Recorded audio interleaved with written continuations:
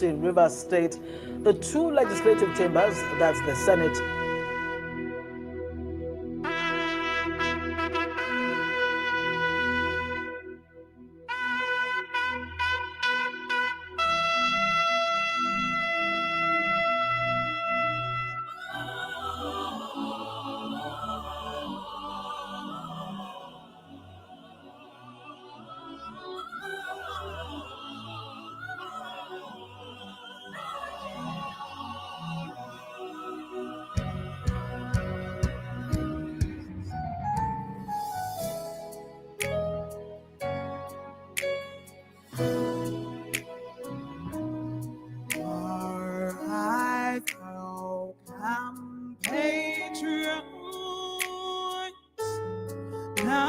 Nigeria's cold, oh bad to serve our fatherland in love and strength and faith, oh yeah. The labor our heroes past shall never be in vain. To serve with heart and mind, one nation bound in freedom. Peace and unity.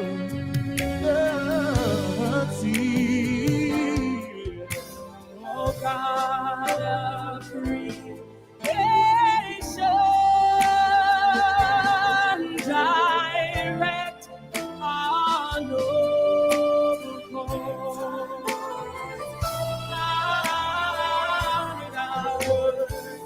Lead us right, help our youth the truth to know.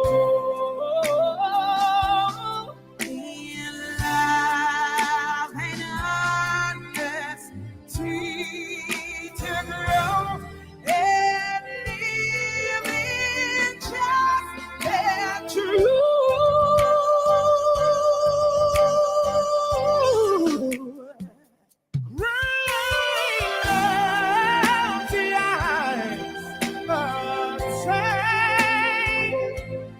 To build a nation where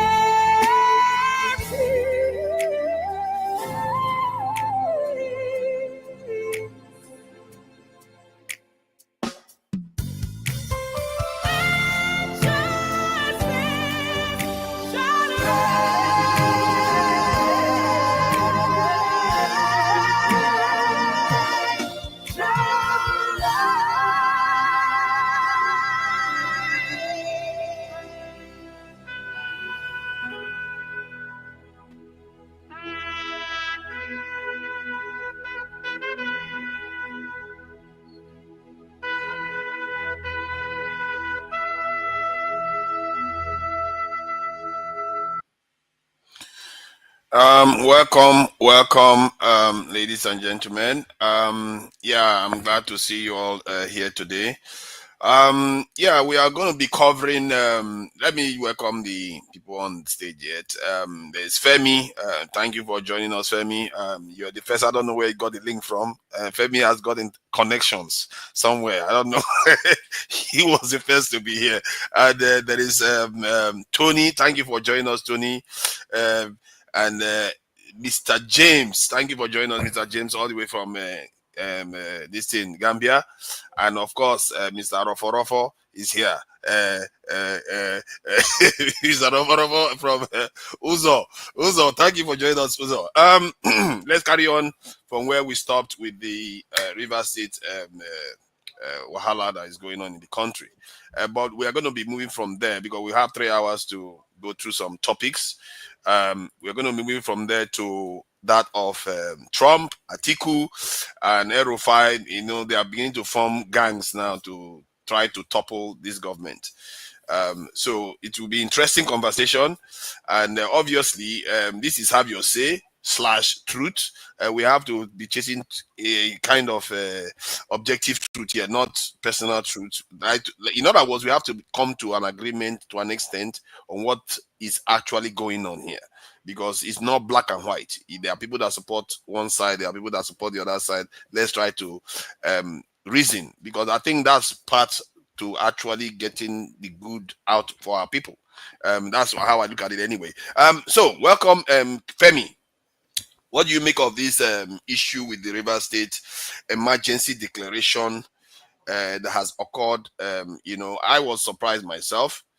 I'm sure a lot of people were surprised that, because we know that there's a lot of problems in the country, so many parts, no parts they have not declared emergency. This is state of emergency, and somehow a governor was suspended. House of Assembly was suspended. You see how useless our politicians are. Because when fire come, everybody disappear. All those House of Assembly that has been causing trouble all this while, where are they now? They've gone. No? They see gone. All of them disappear. You hear people? This is the truth of life. We have they say the fire yansh don't open now. You see them now? All of them vanish. All the noise goes away. And this is what it could happen to our entire democracy if this politician carry on this way. What do you make of the president's pronouncement? Do you think he's justified to do it like one man tried to do just now, justify his actions? Hello, can you hear me? Loud and clear. Oh, okay. So first of all, I want to say something to Mr. Tony. I don't know if you're AI in 2 dimensions, but it's all good. But anyways, I look forward to hearing Mr. James's intervention here, and the reasons being that it's often said that there's a way we always have a tendency as humans to repeat the mistakes if you don't learn from the past. This is history repeating itself, but in a different and more dangerous form. And I tend to draw a parallel between, and it's not even funny, a parallel between Tinubu and Trump on one hand, and then Elon Musk and Wike. This is the way I think about these things now. And we should not forget that although it is Tinubu there today, there's going to come a time, there's going to be another person that's going to be there. And whoever is on the side of whatever Tinubu said, like there's nothing he can do that can be wrong right now. Whenever it jumps to the other side and you are at the disadvantage, especially with this ethno-religious bigotry that we like to practice, do not complain then. And it's very instructive to note that you cannot be doing blatant things because you think there's nothing anybody can do, forgetting that this power and this life that we live in, again, is only transient, it's only for a while. After all, where are those that were there yesterday? I am not saying this to act as if there's any perfection in humans, but if you are going to lay the same sledgehammer on River State, then what do you say about all that shenanigan that was going on in Lagos State, where you're still more or less the godfather? How do you defend that? Anybody can come and try to rewrite the script and tell you, oh, there are 2 different situations. We like to do these things a lot. In fact, one of the things I loved about my moving to the West was when I went to college. There's a different thing when I went to college there, and that thing about critical thinking, a lot of the papers that we write, versus when you school back in Nigeria. Not to say that I didn't gain certain things from schooling in Nigeria as well, but one of the things I quickly realized was that even for things that you do not like or with people that you disagree, it's always a good thing if you can go back and ruminate over even the other side and try to make sense out of it. Try as much as possible to put your bias out of the way. I know it's difficult, but it can be done. Now, maybe if I should summarize, the lesson I'm drawing from this is that, again, because we are people that do not learn, or we forget easily, or we just choose to overlook when things are in our favor, I see comments where people try to defend what they cannot defend. Again, which bring me back to someone like Otitoju, the guy with TVC, who in a way, I still admire because the guy, I cannot deny the fact that he's cerebral. But you see, it's it's difficult when you're in a compromising position and you try to make sense of things, and then you forget that there's things that you said in the past that people go to dig out, especially in this day of an age of the internet. Well, maybe finally, just to add another line Sorry, as well. about the little Jew. I Yeah, think you are referring to Jide, Jide, the journalist. right. So what precisely did he say that was contradictory? Because I gather that some people were accusing him of that, but I wasn't very clear. So what was it? So apparently, if you recall that during Jonathan's time, that's even if you don't want to go as far back as what's it called, Obasanjo's time. Recall that there went people during the week, especially they started digging out past videos of what Tinubu had said in response to Jonathan when he instituted a state of emergency. I can't remember which of the states now. But the one difference, though, to be fair, though, I mean, to be honest, if one is being truthful, the one difference between what happened then and now was I do not recall that the governor was actually asked to go on suspension for 6 months. And you know where it, but then and then with respect to Osuju specifically now, just to answer your question, there's a way he tried to like quote.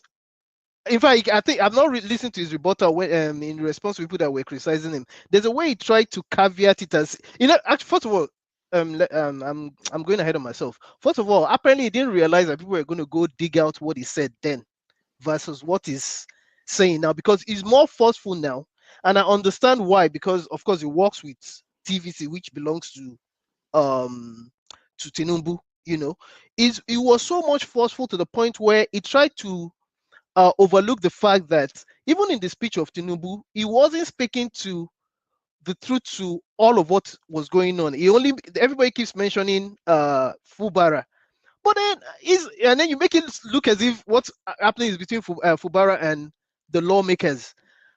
Meanwhile, you're leaving Wike, who you intentionally brought into your government for a specific Yeah, but asset job.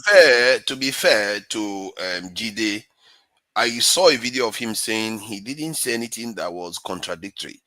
That Okay. he says he doesn't support the suspension of Fubara himself. Okay. He says he doesn't support the suspension of the House of Assembly. Mm-hmm. But he's not very clear on the security case too.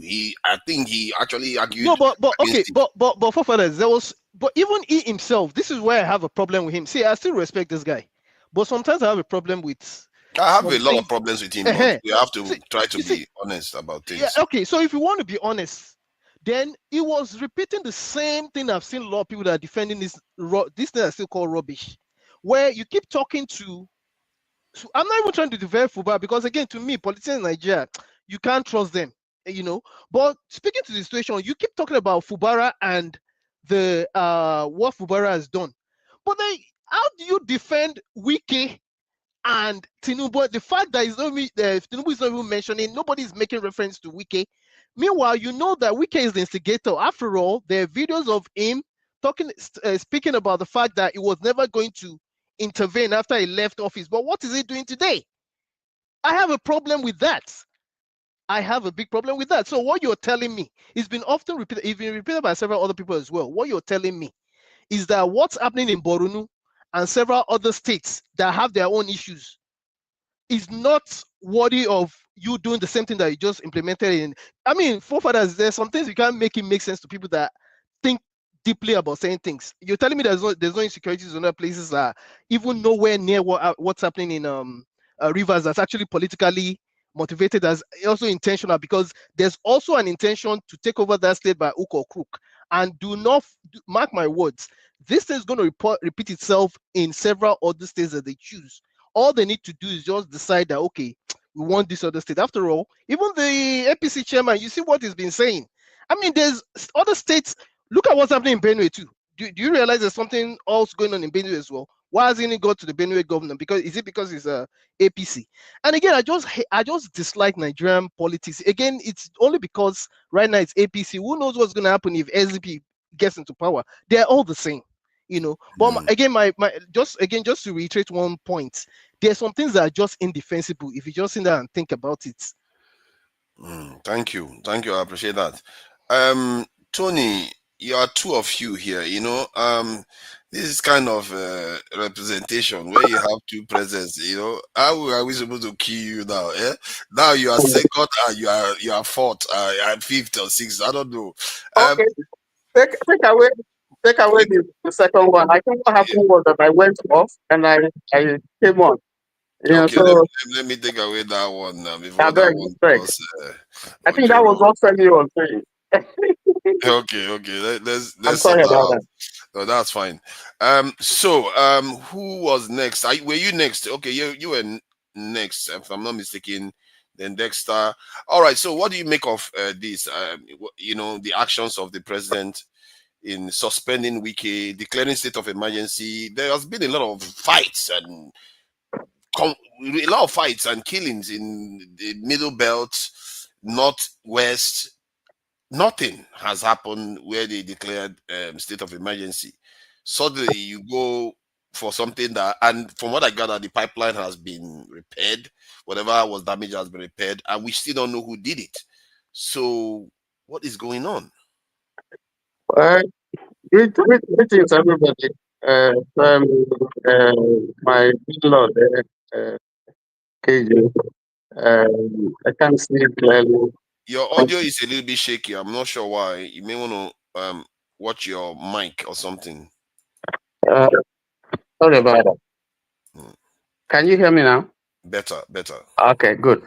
Yeah, it's crazy what's been happening. Suddenly, we have just left out all the talk about Natasha and so on, and here we are, talking about another crazy stuff happening in Nigeria. It's unfortunate, because if you look at what's been happening in our country, it doesn't make anybody feel happy. It's all the craziness. But to go straight to your issue, let me even first of all say that uh, the Justice Danagogo of the State High Court in Port Harcourt has granted an interim order, preventing the sole administrator from resuming his duties pending the determination of the substantial suit that was filed by former chief of staff of Fubara. Um, I don't know if I will say he's wasting his time because the That's exactly what I wanted to say because the guy is already assuming it is it's this thing. already They working. don't So listen to anybody. So that will show you the confusion. Nobody listens. In fact, we're almost at the state of nature. We're just everybody just behaving anyhow. There's nothing, that's working, and so that's how crazy the thing is. From the lawmakers, violating the constitution and so on. But let's come to the issue. Um, I don't think that what happened in Port Harcourt, you know, um, amounts to the threshold where the president would declare a state of emergency. I don't think so. Um, if it's the threats and the pipeline explosion that took place, if those are the reasons, the president has not told us, but say he got some intel. But the police in their investigation did say that pipeline was not blown by anybody. It was a spark, and it's been fixed and it's working. So because usually if it's blown up by one of these bad boys, they usually will come out and say we blew that up. So Okay, no, sorry for interjecting. Is this a fact of what you just said just now that yes, yes, police investigation shows yes, nobody blew it up? yes. It was a spark. Even NMTC has. You can Google that. So A we don't spark, know. we don't know where it came from. Yes, and it's been fixed and everything is working. But that's just to say what I'm trying to say is that you know we don't see anything except that the president has not told us what intel he got.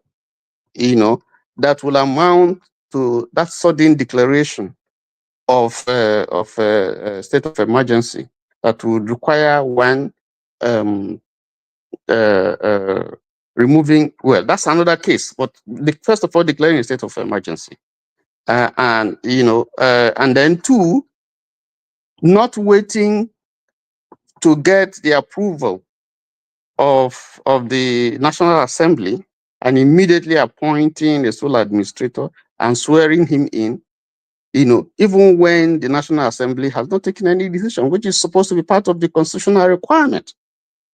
And then two, the issue of removing, the elected political officers, which has no basis in the Constitution. I mean, I've listened to lawyers and, very informed people say that, yes, Constitution grants him 305, Article 305 of the Constitution grants him the power to declare a state of emergency, even though we query if what happened, if the threshold amounts to that. But let's give that to him to say, okay, he has that constitutional power, But, whether he has the power to remove the elected officers, is an issue that the Supreme Court has settled in 2006. So he doesn't have that power.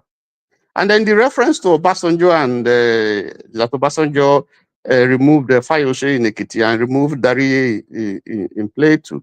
Those are two different issues, because even then, that case has also been litigated, and the basis upon which that decision was based in 1960, or 61 proclamation, it's not. Obasanjo was acting on 1999 Constitution.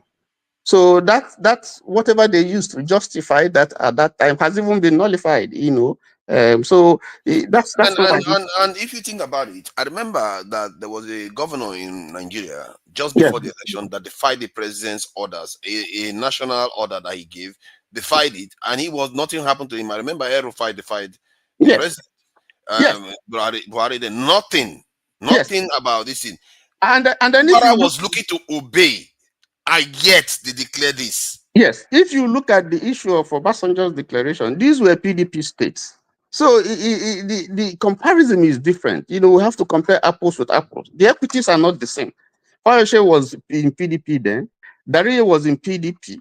So you are not going to accuse Obasanjo of anything against the opposition. No, that's not the case here. But even then, it's been shown and demonstrated that that was wrong. Okay, so we shouldn't be, and even why should we be using things that are wrong as a basis for a comparison? So I thought that. I don't think. And then if you go to Jonathan's period, the three states, there was an emergency which he declared, and that was in 2013. Okay, and the reason was that those three states, Adamawa, Borno, and Yobe, were being overrun by, were threatened. Security there, was threatened by Boko Haram, and he made that declaration. But he stopped short of removing the elected, constitutionally elected governors and members of the House. He never did that, and he came under strong criticism from even our president himself. He came under criticism. And so when you look at that and juxtapose it with what is happening now, you criticize this thing when the man didn't even remove elected officers. But here you have you've gone even further, not just to do it to APC, but you are doing it to opposition. And people are justifying.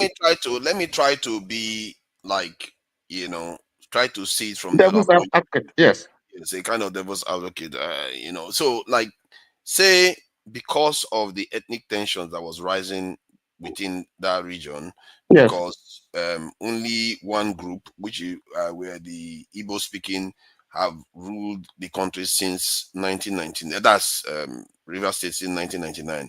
Even when the other groups make up a majority of the state. No, that will be correct. Ada George is not Igbo. You can say Ndoni is Igbo. How long did he rule? Ada George was there. Spiff has been there. No. We're talking about this 1999 till now. I think. Okay, Ada George. You start from Ada George. Ada George I thought he ruled very briefly. He was but he did rule. But he is the jaw. Yeah, but the point is that this time that you have a Fubara that has 4 years to rule, yes, to remove him from office will create ethnic tensions that could spill into serious violence. one can look at that okay, maybe he stepped in so that the House of Assembly members don't go and vote to actually remove the only non-Igbo speaking member governor that had a 4th term to rule from office. Okay. Let me say, I listened to Wike, and Wike said he's not Igbo. Wike has always said he's not Igbo. But that is not going to fly. Nobody cares about it. The point is that people don't look at it like that. People don't look at it like that. They will look at the state where majority of them in that state are non-Igbo speaking. Then the Igbo speaking ones are the ones ruling the state continuously since 1999, and that was beginning to lead to serious tensions in the state. And you can argue that maybe that's what the president saw and wanted to forestall it, that if this fight starts, because I know Rivers State experienced a lot of upheaval, even ethnic upheaval in the late 90s and early 2000s, and that's why the development in Rivers State has been held back. So you can argue that maybe he saw that. He just decided, let me stem it now before these crazies go and remove this guy from office, and the job people say, okay, this is what you are doing. We are going to start fighting. Okay. I know you are playing Rwanda situation. I know you are playing the devil's advocate. Yeah, but the truth is that what we see here is just 2 things. 1, state capture, and 2, an attempt to capture the resources of Rivers State. That's my own. That's the way I look at it. And I put the genesis of this whole fight to the 2023 election, and this is why we are saying when you carry out, when you are fraudulent, when there's the injustice, there's a price to pay. So what we are seeing, between the 2 fighting, Fugbara and because when they started, nobody brought us in. All the things that they agreed and they did. What the mistake that Fugbara made is that, you see, when you are taking an interest from the devil, you should also weigh, when you are taking a loan from the devil, you must also weigh what the interest will be, whether you'll be able to pay it. So between Fugbara and Wike, this is a fight, 2 people fighting, and now look at what they have done to the entire state. And what do you expect? I don't blame Tinubu in this fight, because he is also trying to survive. He's a politician. To be fair, he's trying to survive. To be fair, yes, I saw this coming years ago, like 2023, when Tinubu wasn't settling this thing very well. I was arguing that if Tinubu was a sensible man, he would want stability in that region, because that is the region that is going to create an economic growth, stability that is going to foster, make his government popular, that he doesn't even have to bribe to win the election. But he didn't do that. Instead, he went the other way, allowed the tension to grow. And while housing one of the main active actors in this issue, housing that person in Abuja there and empowering him. So to say you cannot hold him accountable, actually I hold him more accountable, because he enabled that. No, what I'm saying is, I'm saying as a politician, he is also struggling to survive, and he knows that he cannot touch that chief instigator, the instigator in chief, because if you touch him, we should have been what you see. The master stroke, if you wanted to solve this problem, is to say, "Wike, I sack you." This whole thing would have ended. But why is he struggling to survive? But politics is about numbers. All you have to do is govern well. But he can't do it, because if he does it, he's in real trouble. And Wike is a crazy guy. He can't govern well. Is that the problem? Wike will just tell the whole world what happened. So he put himself in a. You see, that's why I talk about fairness and justice and so on and so forth. So this is the pay. Unfortunately, Rivers State people are suffering. I don't sympathize with Fugbara. I don't sympathize with Wike. I don't sympathize with the president. They're all one and the same thing, playing the same game, personal game. What benefit? What Fugbara is trying to survive. Wike is trying to survive. The president is trying to survive. So all this nonsense that they're doing, they will go and settle. When they were planning all these things, we were not there. Why are they fostering this thing on the entire country, on the entire nation?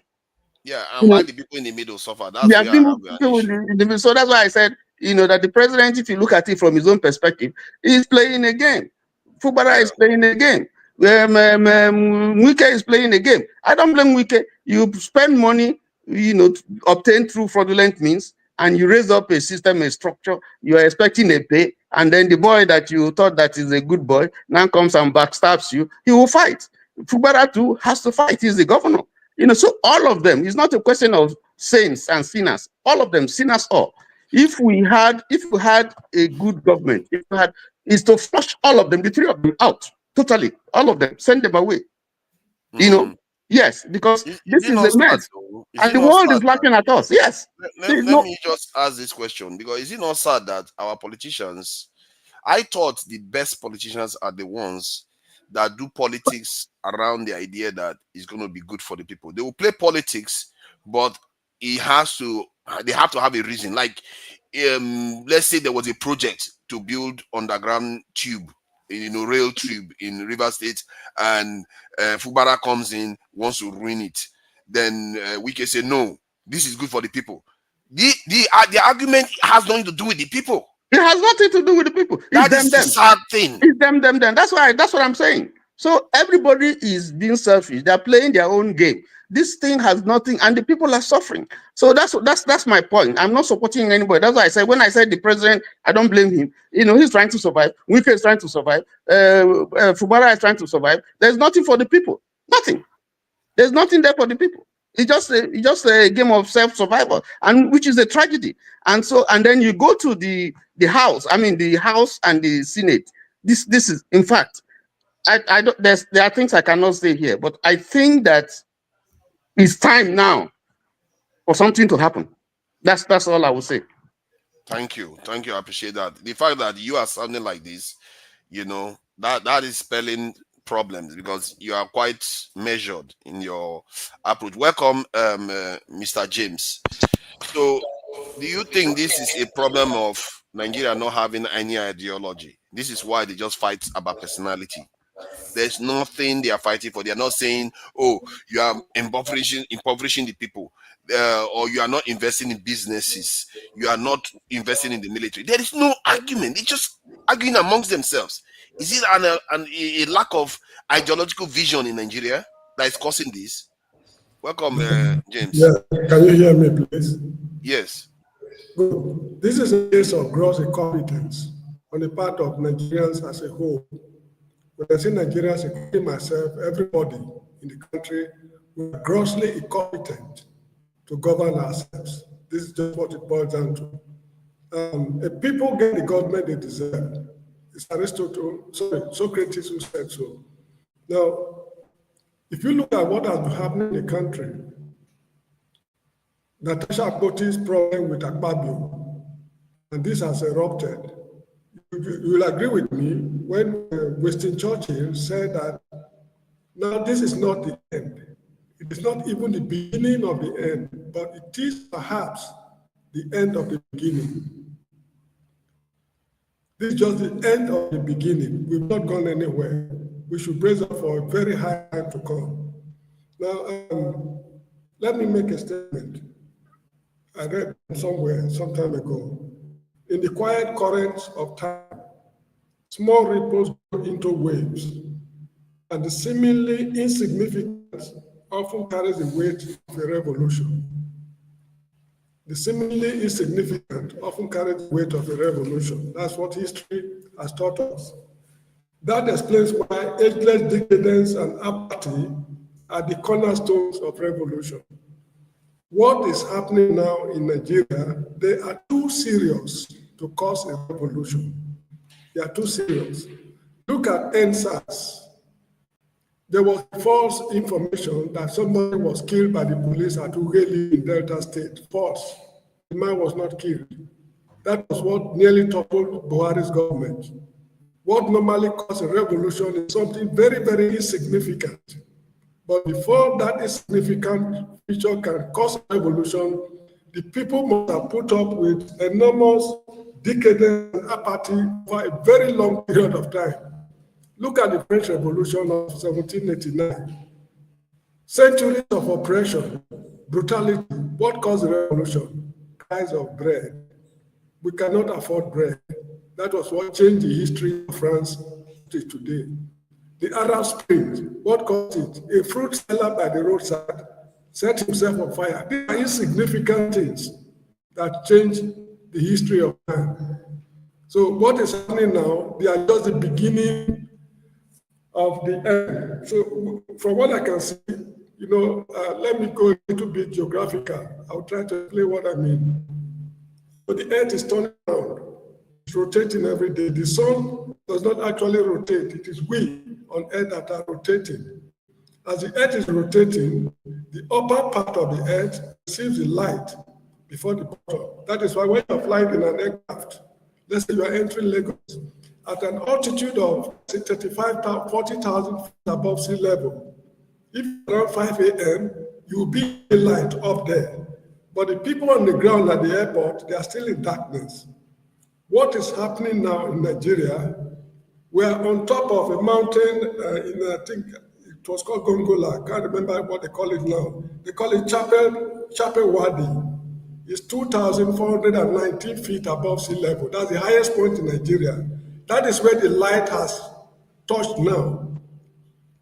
It is done in Nigeria, but we are still in darkness on the ground. On top, it's already done. What is happening now is a build-up to an explosion. And when the explosion will come, it's going to be a cataclysm that will reform the whole system. And there's an Egyptian, let me cite one example. There was a man in Egypt, they call Mohammed Karim.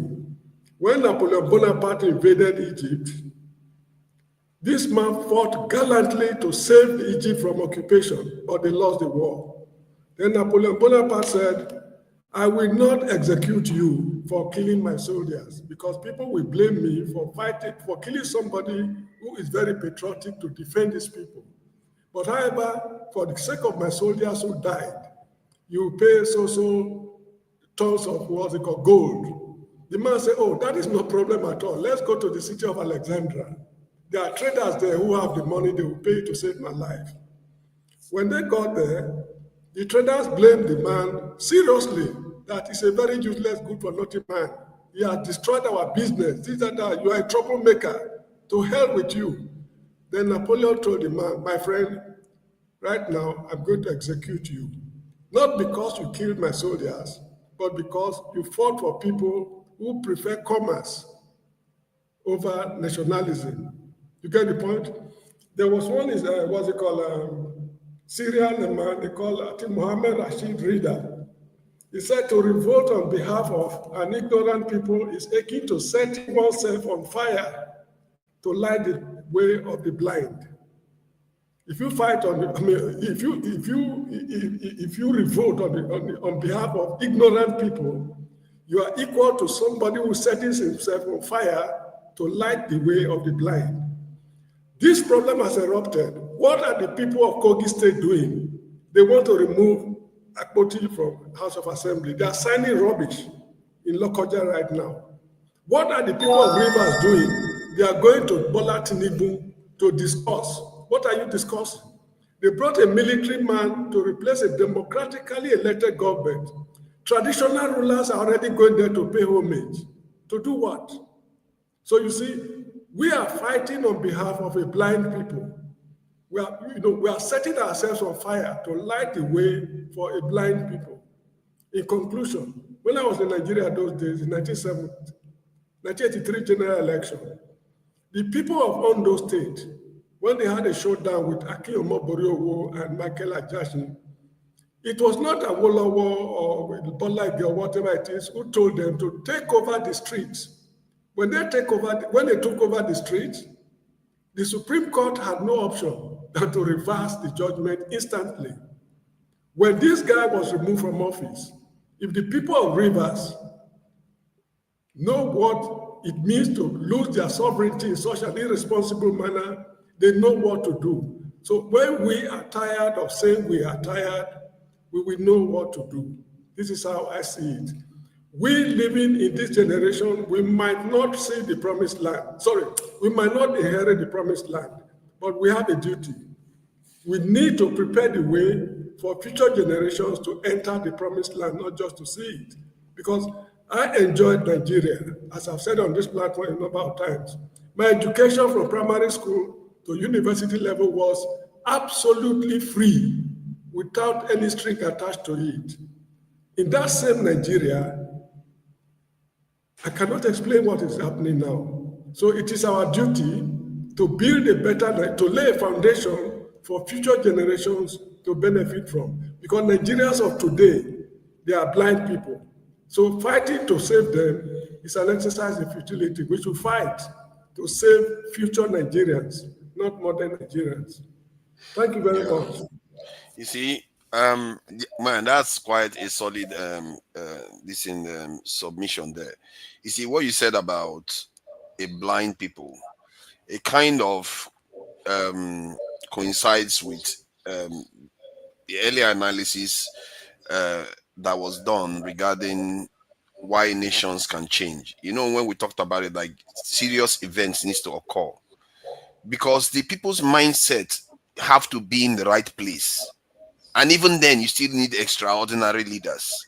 This is why you see the Soviet Union was transformed, China was transformed, Singapore, because serious events occurred to them. We think we've seen fire yet. When we see fire, we will know fire. When our nation, we've never lived on rations, where the food you're going to eat the next day, they will have to share it among the country for you to eat. That is what these nations went through. Fathers, you know, Amechi said it's because we are not stoning them. And I think it's gone beyond stoning. Something has to happen. That's why that narrative James gave about what the experience of Napoleon versus the Patriots, that is part of the thing. If you are out of step with the people you are defending, you fail. You have to have an ideology that they sign on to, because they are the ones that will execute it. You can't do it yourself. This is why Sankara failed. Anybody that comes in Nigeria fails. In Africa, they fail because they've not signed. The people haven't signed on to it. One way or the other, either the enemies haven't come and destroyed the place so that their eye will open, or you haven't indoctrinated them to sign on to it. Many of our people would die for a church, would die for a religion, because they've been indoctrinated into it, but they will never die for you. They'll be like they will do what those Egyptians did. That is a very, very powerful example of what that represents. If the people are not with you, you don't have enough of them with you to transform a nation. It's a very, very sad thing to happen to that poor man. He just died. And our soldiers are dying for same reason. Let me bring in hey, Mr. Rofo is here.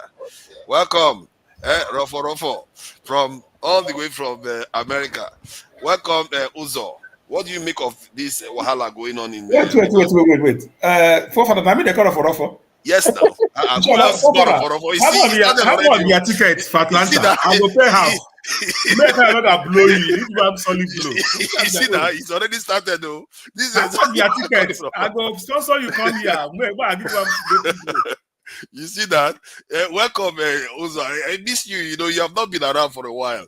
So what is happening now? Are you not shocked with what we are seeing in the? Yeah, I'm shocked.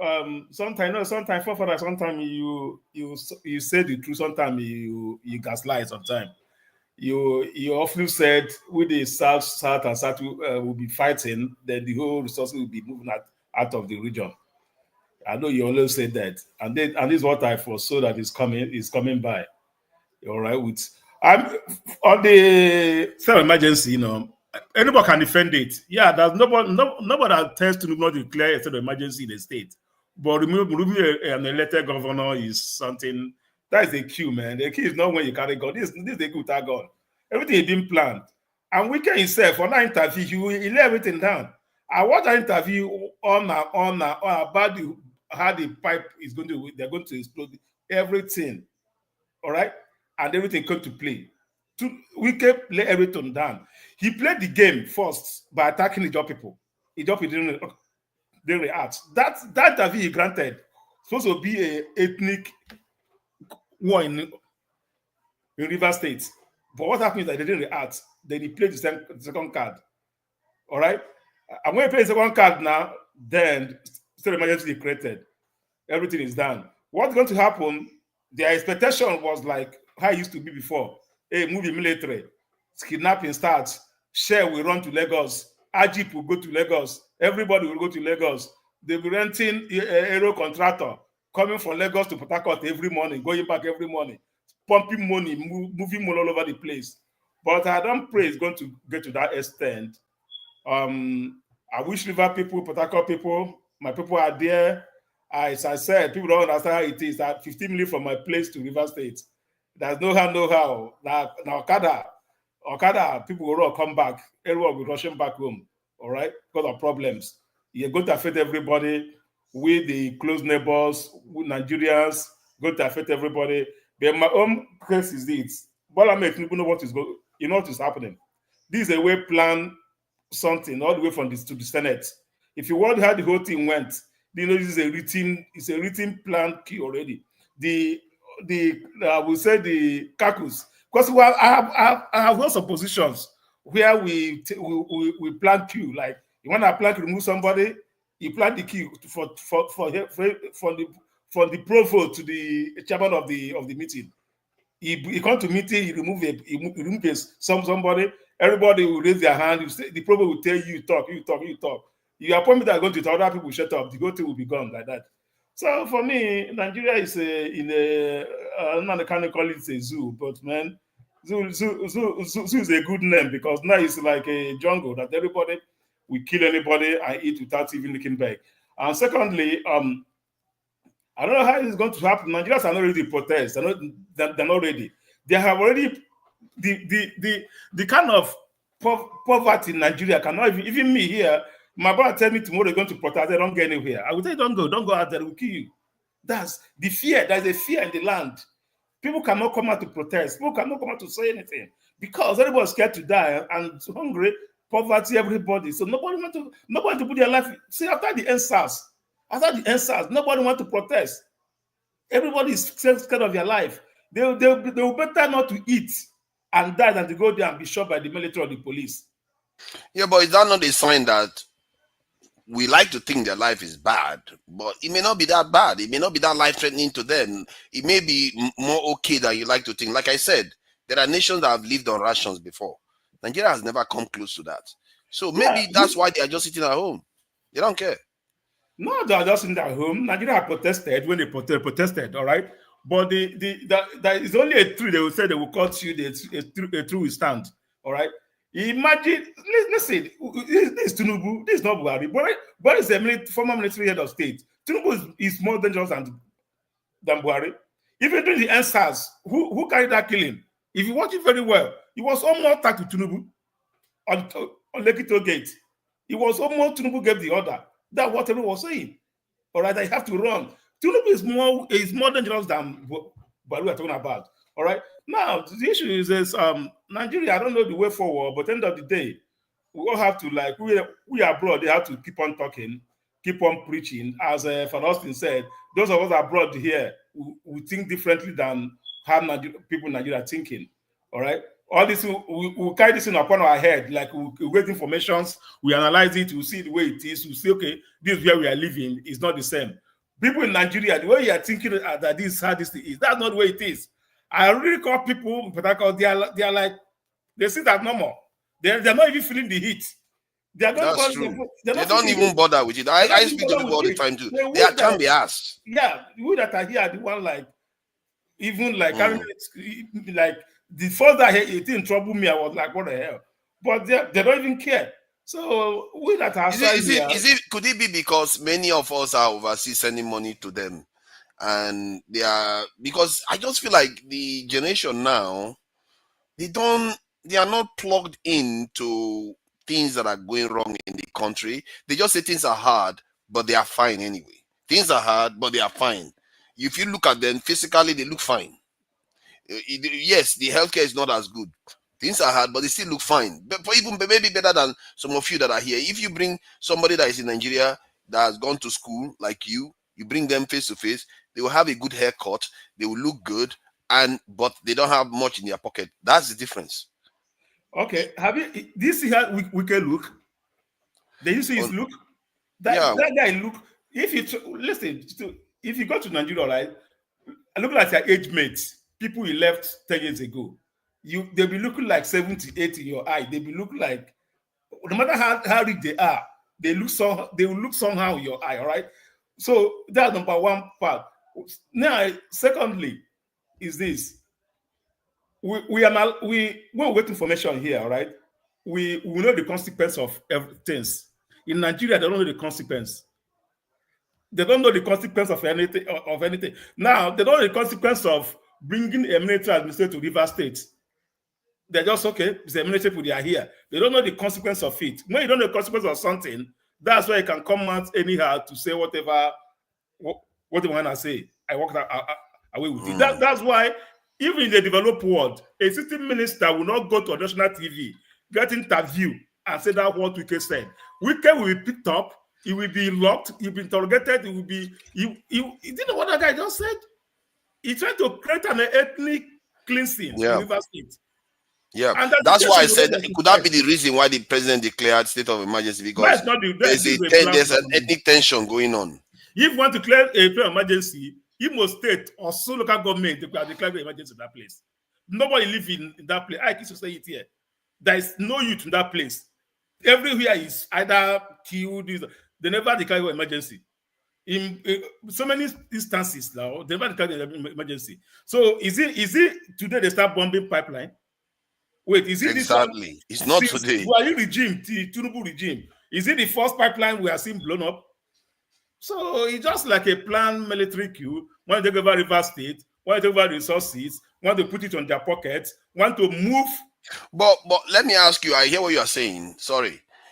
What if, let's say he had declared the state of emergency, to secure the pipelines and make sure that not one drop of our oil goes missing again. If he had declared the state of emergency in that sense, but leaving the politics out of it, like Jonathan did, he didn't suspend the governor, he didn't suspend the House of Assembly, but makes it possible so that the military can go in there and secure those pipelines. Do you think Nigerians will support him for that? Forefather, people that blow our pipeline, who are they? Are they not criminals? Yes. What happened to criminals? The police efforts in defense to go after them. It's not the kind of emergency. There is a huge. No, but the question is, do you think people will support him about that? I know what you think about it, but do you think already people will support him? Listen. I think that from that part of area, civil defense are way in peak. They were with gunboat and everything in the same place that pipeline are blowing up. Military has said, I know at least two of my cousins are serving in military, civil defense. They are there on that Greek already. There's a lot military present. Everything is there already. As I said, this is a plan work. Remember, I put my pen back to weekend interview. He even brought Tampolo guarding the pipeline. How would they blow a pipeline when their brother is guiding it? These are all planned stuff. He said, why would they blow it when their brother is guiding it? This guy, they just planned everything and let it explode. So it's not a matter of because of the pipeline they blew, they declare emergency. That's not it. Because they know that they couldn't remove Fubara, like impeach him. All right. We know a week before then how they were trying to use through the impeachment process, through the chief judge of the states to settle this. That will not work because the guy is on UK side. Now they came up with that the guy for the age, do that, try to remove him. It didn't work. So they play another card. So that's just the whole thing. They play this card now to move further finally. And Fubara is gone. He's gone. He's not coming back there. He's not coming back. No, I think he's going to return. He's going to return. I don't. As a matter of fact, because of this now, his position is even more assured because if he removes him, he's confirming exactly what he claimed or what one of the arguments that they claim to for the reason for putting the emergency. Because if you remove him, then it's just going to like, okay, that division that you're trying to prevent, you just came, aggravated it, and made it happen anyway. They will blame Tinubu for it. I ask you, what is the reason they declare emergency in that state? Can you tell me? If you ask me, I think the president used because he wanted access, because that's one of the areas which Fubara is blocking. He wanted access to a lot of resources that he can use for its own reason. You know, they want power. If you want me to put it from my own conspiracy analysis, I would say it's just part of the system of ensuring that Nigeria doesn't develop. Because I've asked myself, when Dangote refinery comes on stream, the demand for the dollar reduces, the naira should appreciate, and the cost of petrol should come down, cost of living should reduce in Nigeria. Nigeria should start seeing economic development. They should start seeing their GDP rise. You should see growth going on in Nigeria. But you know, when I said that is in theory. But these leaders we have, they are always there to stop it. Like he stopped it in the first place by floating the currency. Now the next phase is to make sure. Remember, that area is where it's funny. That's where Dangote was supposed to get crude oil from, isn't it? If that area, because what he's doing now, if that area starts fighting and they disrupt the crude oil supply, guess what's going to happen? We are not going to get the benefits from Dangote, not as much. Forefathers. Dangote is importing crude from abroad right now. And that's the problem. That's why the Naira hasn't appreciated much already. It should have appreciated by now. I don't think you're updated. There's an issue of between Dangote and NNPC and some, because over, you know, whether he will buy in local currency or whether he will buy in dollars. He pays Dangote to sell, to process and sell abroad than to sell to Nigeria. He pays him much better. So there's a lot of politics there. And you see, I don't know. I'm just tired. I'm just tired of. I'm just tired. Mr. Tony, you know it's even worse than what you're saying now. I don't know if you heard the news during the week. I'm sure KJ is aware of this, of the fact that controversy about that all swap thing that they're trying to renew. Yes. That's even going to make it even worse. And you may likely hear about an increase in the pump price of petrol in the coming weeks. Yeah, it's still the same thing. And something I learned from the Council for, I forget what you call this group, and there's this journalist in Ghana, foreign relations, and there's this journalist in Ghana as well, something Boakie. He points to what has been going on that has not been reported, by the way. Firefighters were not aware. Do not for once think that oil bunkering and pipeline destruction has ever stopped. No, it's just not being reported. That's one. Two is the fact that the same military that you think the same pipelines that they're complaining about, which is an excuse, which by miracle they managed to contain the next day. Don't ask me that happened, because of course we know this is all politics. I don't know if you forget that despite the fact that Tompolo has been given that license for whatever. Yeah. Previously there was license given to Dokubo at the cost of $10 million during Adura's regime. Part of which he siphoned back to Benin Republic, where he went to build schools, and I don't know if you're aware of those things. University, now, university and stuff. Now, generally, if the Navy, the military, the same military, among others, who are supposed to be manning, stopping this bunkering, are actually contributing to it in no small measure. Of course, you recall the case of those ships that keep disappearing, that nobody is able to account for. And when you go back to, there's also the contribution of the politicians themselves. These things happen for no ordinary reason. Ultimately, it all goes back to the oil richness of rivers, because if rivers was not this oil rich, maybe it might not even escalate to those points. But do not be deceived, the oil forefathers. All this is just politics. But you see, KJ, thank you for joining us.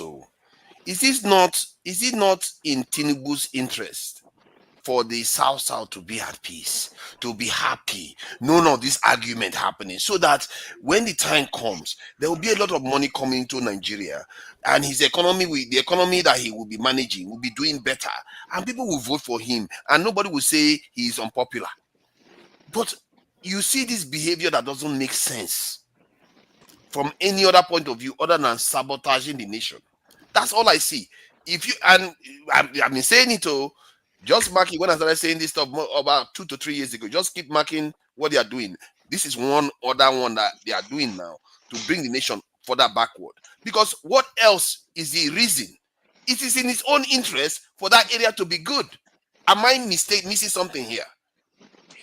Anyway, I think forefather, you are carrying too many hands at the same time, because the issue of Dangote and the fuel is totally a different thing altogether. What is going on in River State is a totally different thing altogether. What's going on with Natasha is totally different thing altogether. So, but I will, and I don't want anybody to miss the fact we are not arguing the River State because of Fubara. Fubara has not done anything that is worthy of arguing or fighting for him. But we're arguing because of the institution that are supposed to be, sacrosanct. Nobody should be able to control it. It should be totally left to run on its own. Now, Fubara and his master, Wike, were the ones who robbed Obi of victory, and consequently even the governorship. So what is getting now is like a karma. But we are not going to stand by the sideline and say, well, because you have done bad, we will not talk about the system that you people are trying to destroy at all costs. Now, what Tinubu did is just taking advantage of nothing, because the constitution is clear. It says you can only declare state of emergency if there's a breakdown of law and order. There is no breakdown of law and order in River State. The assembly and the governor have been arguing, going back and forth, but civil servants were still going to work. Schools were still being operated. Taxis and buses were still running. Market women were still going to their market. Business was still being conducted. So as at the time of declaring state of emergency, there was no emergency in River State. Let's get that very clear. What we have seen is that you use a small situation to achieve your political goal, which is first and foremost satisfy the man who robbed for you in the River State to give you the election victory, and then also give back the wheel of power to him and his cronies, because all of them have quietly now gone back to government house, to the point that even the chief of Fubara's chief of staff is saying that the River State High Court ruling is not in place. Okay, so if it's not because all of them are, and traditional rulers who are supposed to be the ones saying no, this is gone beyond, are going to visit, and the so-called administrator is even telling them, I will not tolerate any nonsense. I'm not going to tolerate any nonsense or any list. So here, what are we doing? You guys said the military was bad, but you have taken your own hand. You didn't appoint a civilian administrator. Is there nobody in Rivers, Cross River, Akure Ibom that is good enough for you to appoint to run the state, other than bringing back because you see, and you are right there, he could have chosen another Ijoman, because if you remove another Ijoman, you chose another civilian Ijoman that supports you and put it in place. That will douse the ethnic tensions in that, and then, in that area. I'm just taking you one after the other. The Supreme Court ruled that because the governor didn't have an assembly in place, consequently, money should be seized. You came up, you suspended the governor, you suspended the deputy, you suspended the assembly, and now you release the money. You appointed an administrator who does not have an assembly, does not have an advisor, does not have anybody to checkmate him. Then you release all the money that people have been holding to him within one day. Has the ruling of the Supreme Court changed? No. So what are we looking at? And then when they are talking, some people are thinking that we are talking about, who cares about Fubara? Who cares about Fubara? We don't care about Fubara. We don't care about the assembly. We care about the people of River State and the so-called democracy we think we are practicing. If soldiers are better, then let us go back to military rule and get things done. Because that's what they're saying. You are looking for trouble. I didn't say that. Now you talk about the argument they will make regarding the money is that the reason why they didn't pass the money to the local government is because what the Supreme Court did. But in the state of emergency, where military is in place, the way they disperse money is different. So forefathers, that's what they are Who said so? military must not be I in don't know place. who says so. I'm just thinking Forefathers, military must not see forefathers. If you want to say military in place, then let military take over everywhere. State of emergency does not mean a military man must be in charge. Okay, but he's not a military man technically. He's a military man. He's a retired one. Forefather, I think I still have the this thing. Let's go back to River State. Is there nobody in River State who can run River State? Okay, if there's nobody, is there no former governor who can run River State? KJ, sorry to cut you. You also, you know what's also ironic is the fact that that guy is also very close to Wike. Very close, Wike's right hand man. Wike's right hand man. You didn't see any other military. You didn't see any naval officer in River State who could have run the place. Since you are looking for military men who are better than civilians, who are better, and then you didn't see. You brought a GOC from Cross River State. You brought a governor from administrator from Cross River State. Oh, there is nobody in River State. See, let's look at these things and look at it from the pure point of what it is. It is for the fact that they want to use River State money to execute their evil plan come 2027. It's as simple as that. KJ, I'm coming. What of the legislators who are supposed to say no, this is wrong, and then the thing will end? No, hold on now. Both people are fighting. Is that not what they said? Yes. But both people are fighting. But that's not the only place where both people are fighting. Remember that both people were fighting in Lagos State. They even had two speakers at one time. Abasa said he was speaker. The woman said she was speaker. It went on back and forth, back and forth, back and forth. They didn't declare state of emergency. Nobody was in danger. Just like earlier speaker spoke, they have been expelling communities in Benue State. They have been run up and down. Okay, Fulanis have wiped almost how many villages out. The governor is fighting with the chief judge of the state. Okay, he wants to remove him. Say Nigerian Judicial Commission say you can't remove him. Now that is going back and forth. Why didn't they declare state of emergency there?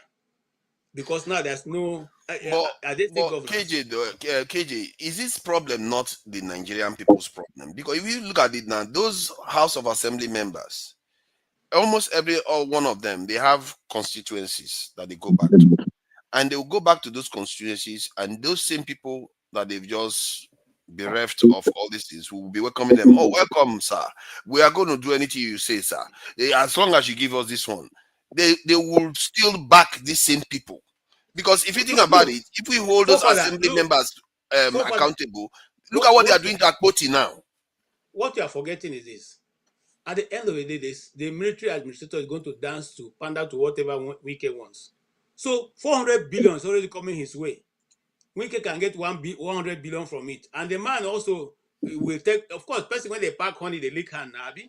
So if people will say he should give to you people, he too will carry some of his own. River State are the losers. And I don't understand for only God knows why they are all sitting down in their houses. You are sitting down for what? It's not about Fubara. It's about your state. It's about what is going to happen to your resources in the next 5-6 months. And 6 months. The state is divided. That's what is going on. The state that's part of the problem. Because the state, if the state wasn't divided, the federal government wouldn't be able to do what they are doing. Wike has managed to create a situation whereby it's almost become an ethnic tension between the two sides. So that is that's why this is happening. I wish you had the section of the Constitution that talked about on the levels on which you declare state of emergency and what should be the assembly response. The Constitution didn't say assembly should respond by a voice vote. It is a count. It is head count. Yes, I, KJ, I am standing against it. I will write my name. I will sign. But they decided to delay, just like they did about Natasha's own. Natasha's meeting was called for 2 p.m. The people who were there showed up at 2 p.m. They never had that meeting till 5 p.m. when those people left. When the people left, I had signed their names as people who were present so that they can collect their attendance money. Why did they leave? They didn't know that was If going I to be come happening to that meet, day. if I come for a meeting for 2 p.m. and by 5 p.m. you have not started the meeting, won't I go home? You stay now. This No, is a now. war. No, now. No. You see, if you are there to defend justice, you don't go anywhere. We are now being unreasonable. You are not holding them accountable. How about soldiers that are staying on guard posts for 24 hours? These ones, they come for office 2 o'clock, and you know that Akpoti's vote is going to happen. You took off. Father, we are being unreasonable. Look, these are politicians. Let us face the fact, whether we like it or not, they have other commitments. And if I come for a meeting, I waited for 2 hours and they are not there, why will I be waiting? Waiting for what? Then mark yourself absent. People are probably canceled the meeting. Then so mark yourself absent. Then you said the meeting is cancelled. I'm not here. No. So whatever vote happens, I'm not here. Listen now. When they sit, you are paid for sitting allowance. That's what they paid for. So if you come, you are assigned attendance so that the sitting allowance will be given to you. And you have come and sat for 2 hours and you are going away. Obviously, your name is there, but you didn't sign to approve that which they eventually carried your name and put on it. Now, having said that, this one is not even a constitutional requirement. We are talking about the one the Constitution stated blow by blow on how to go about it. What stops you as a representative of people not following that instruction? Because you have already decided to cheat. So, forefather, let me tell you what is making me fear. You see, America here, the governors are always fighting with Trump. Before Trump came in, the Republican governors were fighting with Biden. Has anybody ever said, okay, and they will now call in the military to go and do this? Oh, they are always fighting. In fact, if you go back like 1 month ago, one of the governors came and said, look, the directive that Trump gave, she wasn't going to follow it. Trump said, okay, we'll meet you in court. Okay? So is that not the beauty of democracy, that you can bring your point, I bring my own? Is that when me and you fall out, then you take drastic action because you can mobilize the army to take over a state, and then everybody keeps quiet. Everybody say, oh, what you have done is... KJ, you are excusing the lawmakers, though. The lawmakers are closer to the people, and you are excusing them. I am saying that they failed us. You understand what I'm saying? They failed us woefully. Because the Nigerian people expected that when this thing go to the National Assembly will say no nonsense, But instead, the National Assembly helped in deceiving the people. Look, but forefather, are you not afraid that we are running a nation where simple truth cannot be followed? Simple truth, black and white. We won't follow it. Are you not afraid? It fear me. And KJ, the people who stood up to challenge them and to point them to the fact that we must follow the Constitution, they drove them out. They didn't let them talk. Yeah, they shut them down. There's an atmosphere of intimidation going on there. I saw the video of the Labour member wanting to say make a statement. You can see the intimidation. The head of the house wasn't even listening to him. Yes. It's like, what kind of It's another thing now. You need a steel back to do what you need to do in that place. And don't care about what they say. That is why they want to do away with Natasha by all means, because she dared to go against the status quo. Okay, she dared to speak out. So everything is going to be done. Look, let me tell you, I knew it was going to come to this. You know why? Because Wike has told enough to unseat anybody. He's not even going to spend the money in Naira. We all know that what he did in River State. We know if River State made $10 when he was there, he has 8. Rivers has 2. We know. Okay? But we thought that some men of goodwill will stand up and say, this is not about money. This is about the future and our people. When history recalls this event, on what side of history shall we be? That's what we're concerned about. It's not about what. Look, who do you think I like Fubara? Because if I was Fubara, I would not do this nonsense. Since you know that Wike wants to fight to finish, even those 27 that are in River State, they will not remain there as long as I'm the governor. I don't understand, because it's like the Bible says, woe unto him who is at peace in Zion. You see somebody carry fight come reach your house, you say they play gentleman. You know why I'm afraid of Nigeria, forefather? I'm telling you the truth, too. This is me. As you done so now, you be a member of House or Assembly. You don't do anything. Me, I just did here now. I decide to say, okay, forefather is my issue now. I can set you up. I can just before you know I don't go House of Assembly, go past, they will, they will suspend you. I go court, get one kangaroo injunction. That's the end. It's gone. It's gone. Nobody comes to say, this process, was it correct? Nobody.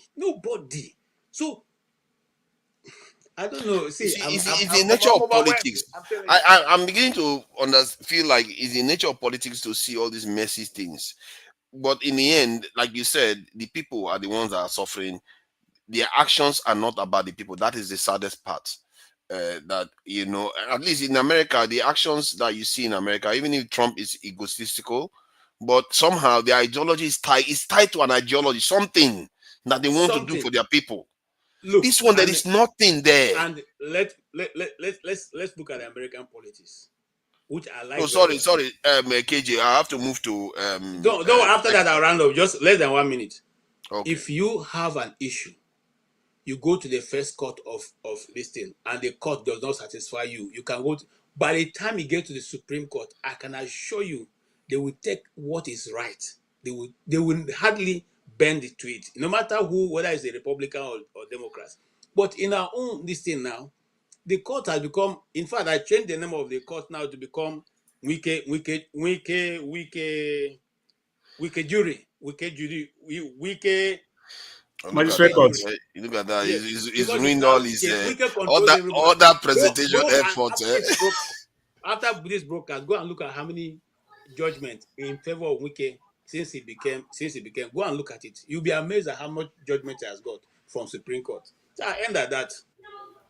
Wike is one extraordinary human being. Some of the comments we've all seen the videos he's made, arguing precisely against what he is doing right now in such passionate ways, and just do 360 like that. That is a man that is, I don't know, when they say Machiavellian, on a different level, 100%. It's all about his interest at the time. He will say anything. And many politicians are like that, but Wike takes it to a different level. Wike there, come up. People are so happy then. Remember, Wike was one of the people.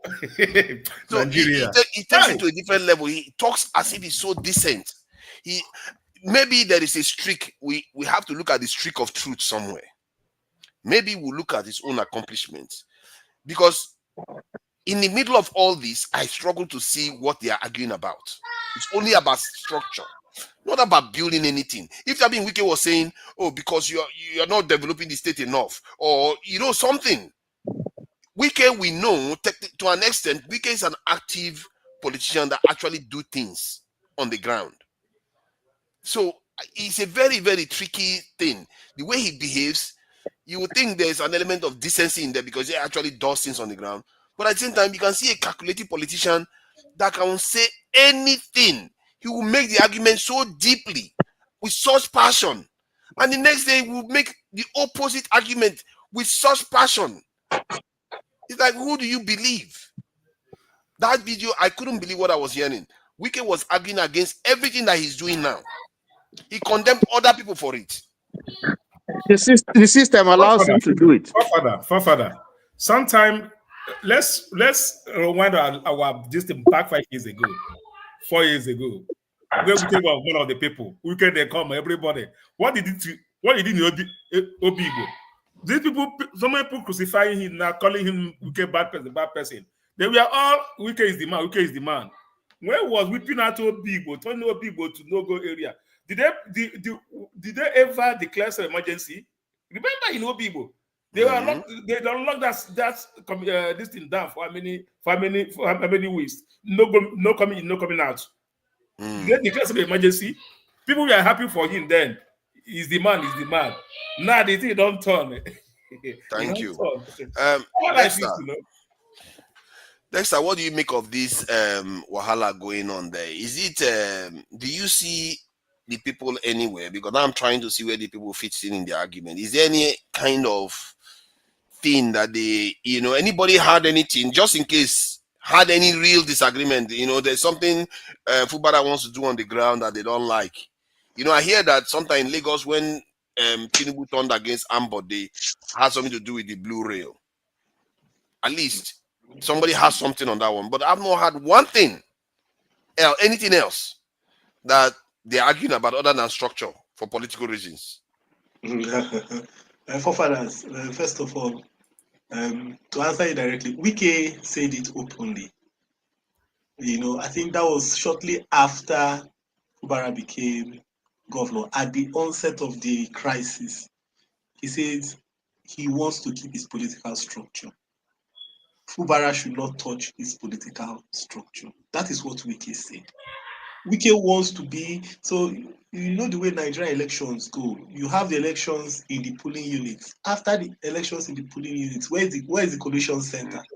Collation center is the local government. Now, rigging happens at the local government, at the collation center. Now, if you are in control of the local government, you are in control of the rigging. You are in control of the results.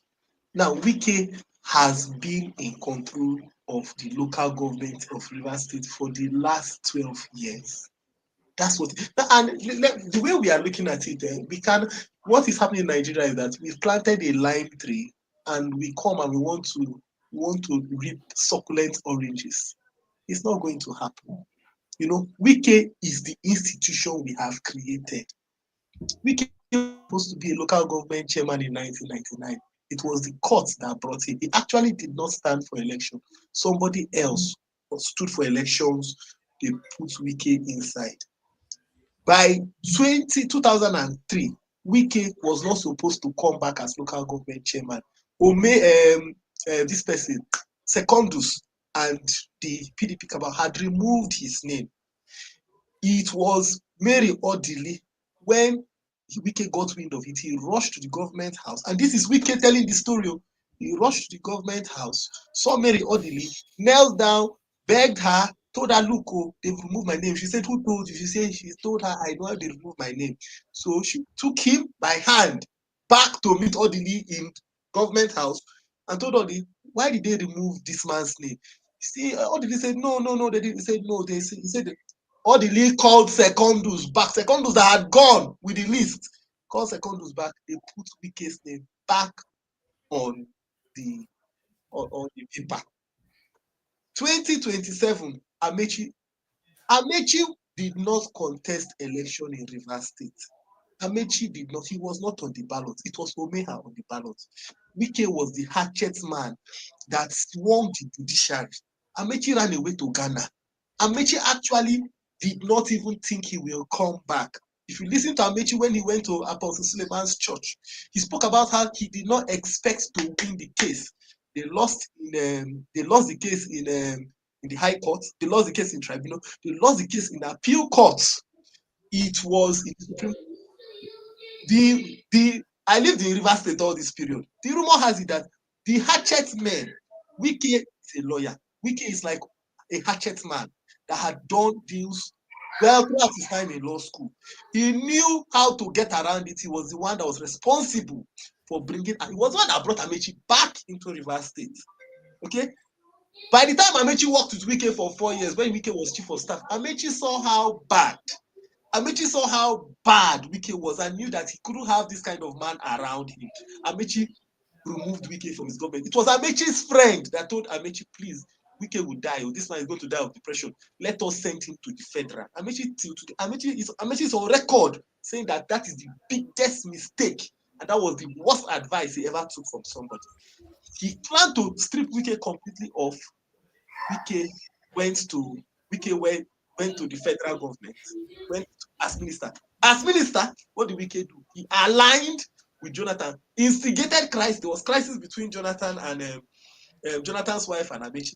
Aligned on that side, and for his own interest. Now, by 20, when Wike was becoming governor, that was 2014. It was actually Amechi wanted. They had already agreed. Let this thing go to the Rizarain people. Let this governorship go to. Because of Patience Jonathan. Patience Jonathan is one that carried Wike. There is a video for it. Carried Wike by hand to Odili. And this is your son. Wike said, pledge loyalty to Odili. That was how they gave Wike federal might. They gave him federal might. You see this thing that Wike did to PDP. Wike did to PDP where they did not do any rally. Do you know that Amechi tried to do it to Wike? When Wike was coming for rally in Rivers State, they wanted to use the stadium. There's a new stadium. The new stadium they have built around in Greater Port Harcourt City. The new stadium. I forgot the name of the stadium. Amechi went and made sure that they got chippings. They got chippings and filled the whole entrance of the stadium with chippings. They filled the whole entrance to stop them from eating. Wike came there that morning. Do you know what he did? He called the community. Told them, who wants to build houses? There's free chippings for you people. Call the community. Who wants to build houses? That was how free chipping. People came, packed all the chipping, and that was how they went inside. Wow. So Wike, the point is this.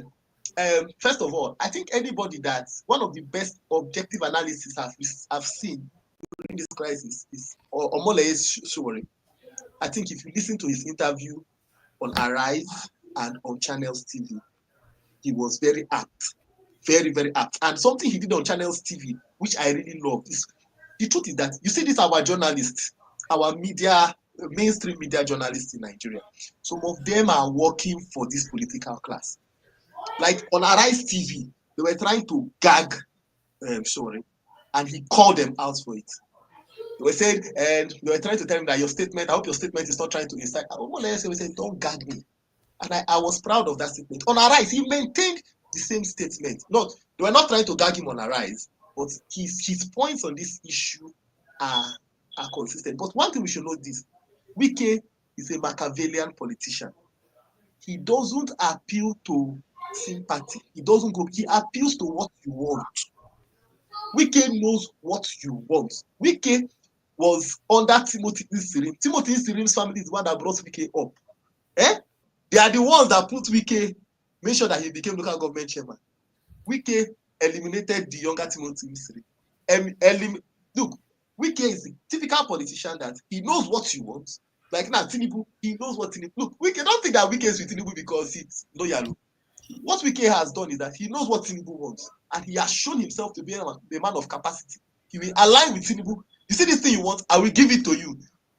Now, since and Tinubu likes people that have capacity. Tinubu likes people that have capacity. Yes, we trade. He's everywhere. You trade with me. You will trade with me. The video is there. When Tinubu came to Rivers State, Tinubu was telling Wike, I don't know. Wike was very smart. Look at how smart he was. He knew that there was a movement, the obedience movement. He gave Peter Obi all the support. He made it look like it was Peter Obi all the support. And that triggered fear in Tinubu. When Tinubu went to campaign in Rivers, Tinubu did not go to campaign ground first. Tinubu first went to government house to pay homage to Wike. And Wike sat down like a lord. Wike had the power for negotiation. Tinubu was saying, I don't know where you stand. That's what Tinubu said with his mouth. That you are not, so Wike had his negotiation. Like, this is what it is. He has to know what is in it for him. So Wike negotiated. And what he has done is that he has now told Tinubu, this is how, you see, when APC, when they were swearing in Fubara, the APC chairman then said, I don't know how you won Rivers State, how APC won Rivers State. We did not see it as that APC had even resigned that they will not win Rivers State. But how Wike made them win, Wike knew what he was doing. So he has played that card. And now, Tinubu has to lock him down. Tinubu has to lock Wike down for 2027. By hook or by crook. And that is Tinubu's own interest. Locking him down for 2027. This crisis in Rivers State, it would have been easy to settle. Any smart if Tinubu is like a mafia. Do you understand? So he's not interested in the people. Tinubu is not interested in the people. If Tinubu was interested in the people, it's very easy to solve the problem. Make Wike an ambassador and send him away. Simple. That's all he needed to do. If he was interested in solving the crisis, all he do is make Tinubu and Wike an ambassador to one country in the Caribbean, maybe Brazil, and send him. Caribbean, yes, send him away. All this influence, everything will die. There is no ethnic. It's wicked that is stoking ethnic tension. There is no ethnic tension. The upland people in River State, for crying out loud, have done 24 years. 24 years. You know, it's time for the riverine people to get something. Now, the other part is this: it always benefits the Lagos economy when there is crisis in the Niger Delta. It always benefits the Lagos economy. And don't forget that Tinubu is a mastermind. I hope you know that Tinubu has been advocating for Lagos to become like a protectorate, like Monaco. Lagos will be like a state, like it will be like. You know, hold on there. I think you've touched on something today. I must say, everybody seems to be on fire today, man. From James, Tony, I don't know, man. What they eat apart from KJ, obviously. KJ is always going somewhere we don't know. But I think you are on fire today with what you are saying, because I see the same thing too. That the southeast and the south often get destabilized, and that is one of my biggest frustrations when observing the Nigerian space, because that area has far more resources, has far more scope for development, because the River Niger cuts through Nigeria, right through that area. They could have developed it so that they have a kind of super highway to transport goods and commerce. But instead, the whole development in Nigeria is heading in one direction only. Yes. And now, this action might exacerbate it even further, the situation. There's who I think he saw already that said it, that there's an unwritten agreement. You see, if you look at Nigeria, which area has the conflict always been in? Is what you call the old eastern region. That is where the whole conflict about, and you do that to make sure that that place remains undeveloped. Do you know that? Okay, it was Ojus Okali. If you go and listen to his interview on Arise, I think 2 weeks ago, not on Arise, on channels with Sheung Okimbaloye, he was talking about how, do you know that what you call Element Petrochemical today? Element Petrochemical was actually supposed to be in Abia State. He said it. He said there is, look, and he said he didn't want to talk. He said it was in the presidential fiat, it was there. Element Petrochemical destination was supposed to be Abia State. It was last minute they announced. So he was talking about how it is made up that there must be the southeast, that eastern region will not be developed. What you call Ajokuta still, the original plan, it was supposed to be in Anambra State.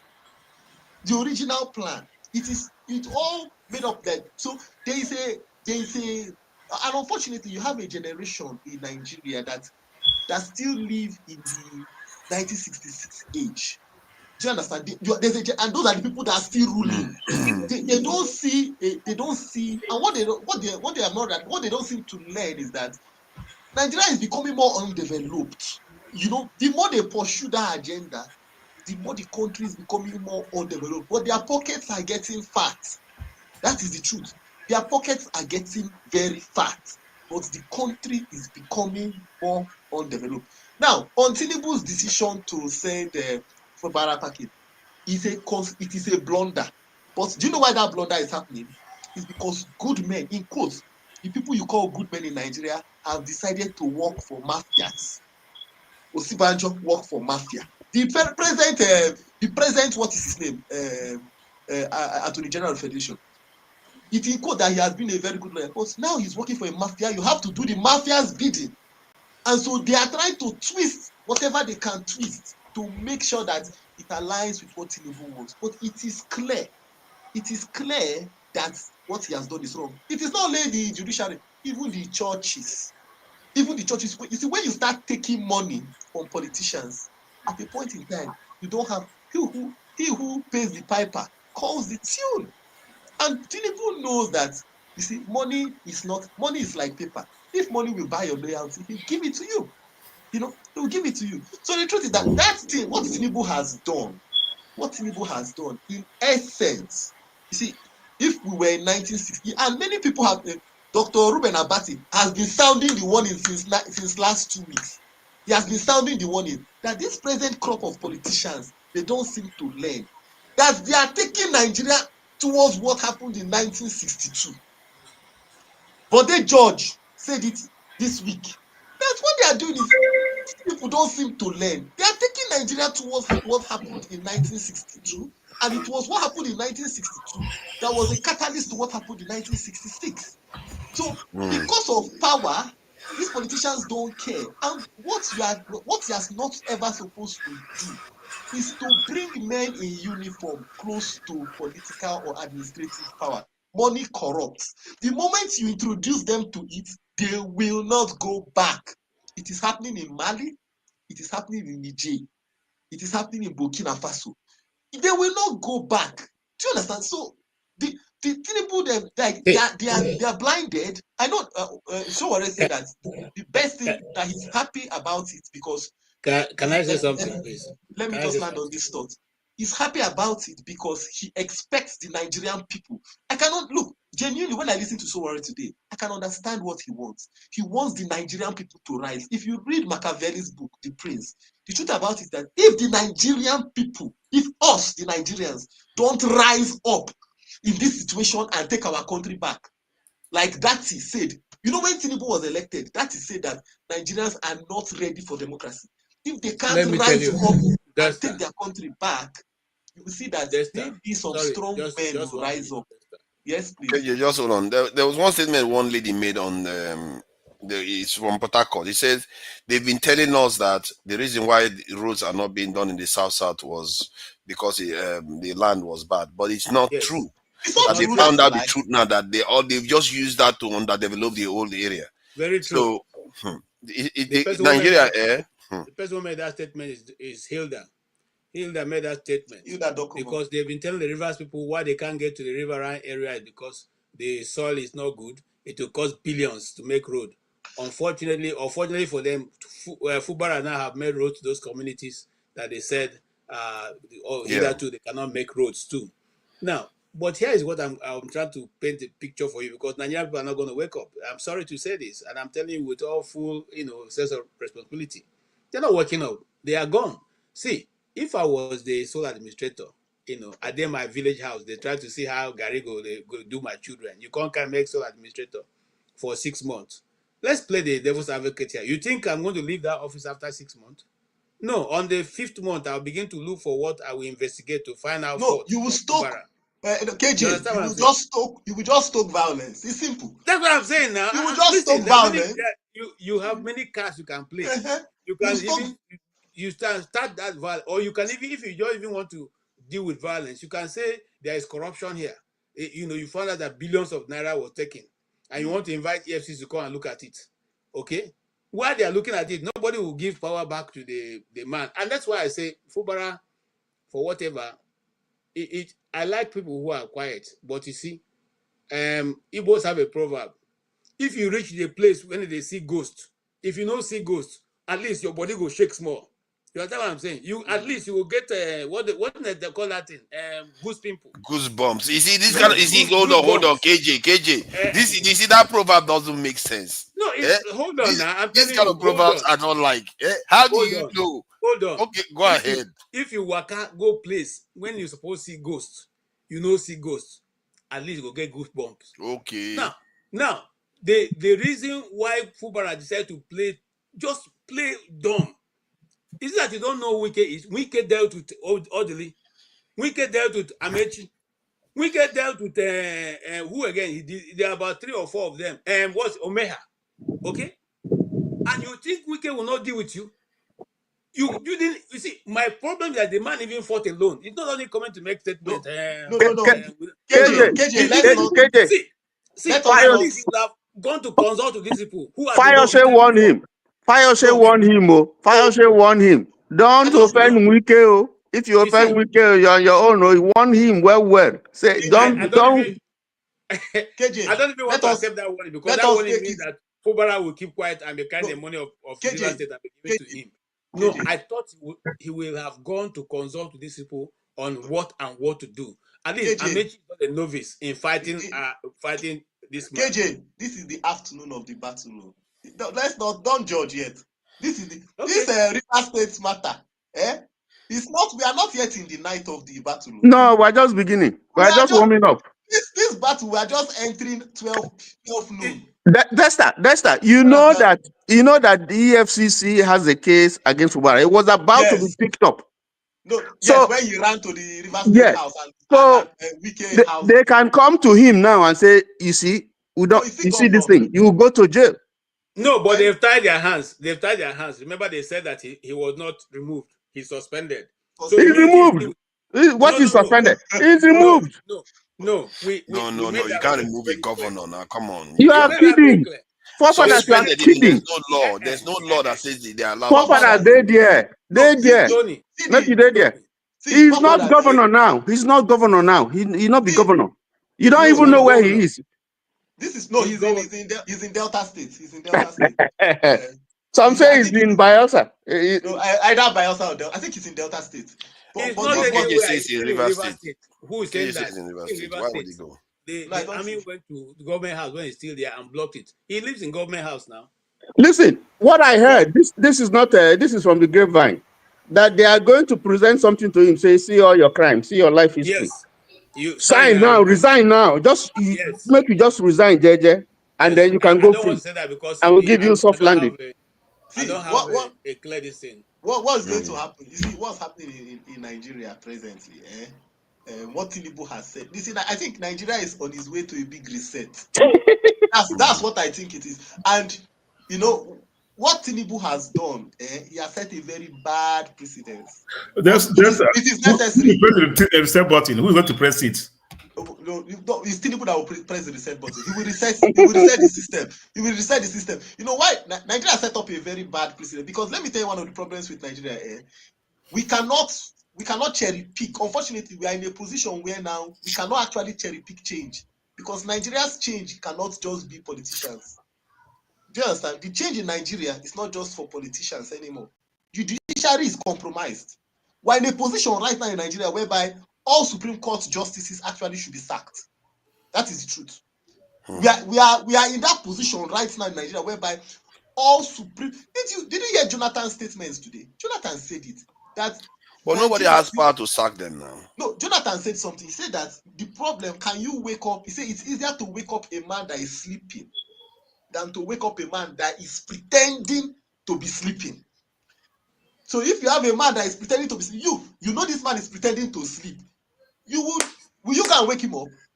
You will not wake him up. That's what Jonathan said today. So the judiciary in Nigeria is pretending. They are seeing they are seeing it, they know, but they are pretending and they are giving out. Oh, do you know? Are you seeing the one that happened in Kano State? Where a senior judge in appeal court gave a judgment, and then a judge that was just made in 2023 in Abuja countered that judgment, threw that judgment away. So that's why I say Nigeria is going on a way to reset. And the reset, the way Nigeria has to reset, it's not to reset by politicians. Politicians will reset, judiciary will reset. Do you understand that? Because if Nigeria resets only maybe politicians, the characters like Wike will still go back. Don't you see the way the bandy Supreme Court has said? Supreme Court has said Supreme Court is the final court, so you must obey it. So once they capture Supreme Court, and that's what's happening, the elections don't count again. Elections don't count because your votes don't count, because you can go and vote the Imo State model. Even if you win an election in Nigeria today, lawfully, somebody can play the whole Uzodinma card on you. And you will, no, but it's true. And this is precedence. And unfortunately, we're having a court system, we're having a judiciary in Nigeria that is happy to entertain political matters. In the country where you're staying in forefathers, in the UK, politicians run away from courts. They don't want to near courts. And sorry, let me just add this. There are too many angles to this. Like, what I found recently was like the Nigerian system, when somebody's elected into office, even like they didn't even get barely 40%, 30-something percent, 36% of the vote, they govern as if they 100%. Then there is no midterm election. Like in America now, you can come in hot. If Trump now, in a year's time, there will be another election in America, and Americans will just chain his hand. He's not going to be able to do anything. You don't have that in Nigeria. Why? Because forefathers, let me tell you why. Do you know that before American constitution was written, it was not just written in a day and given to them.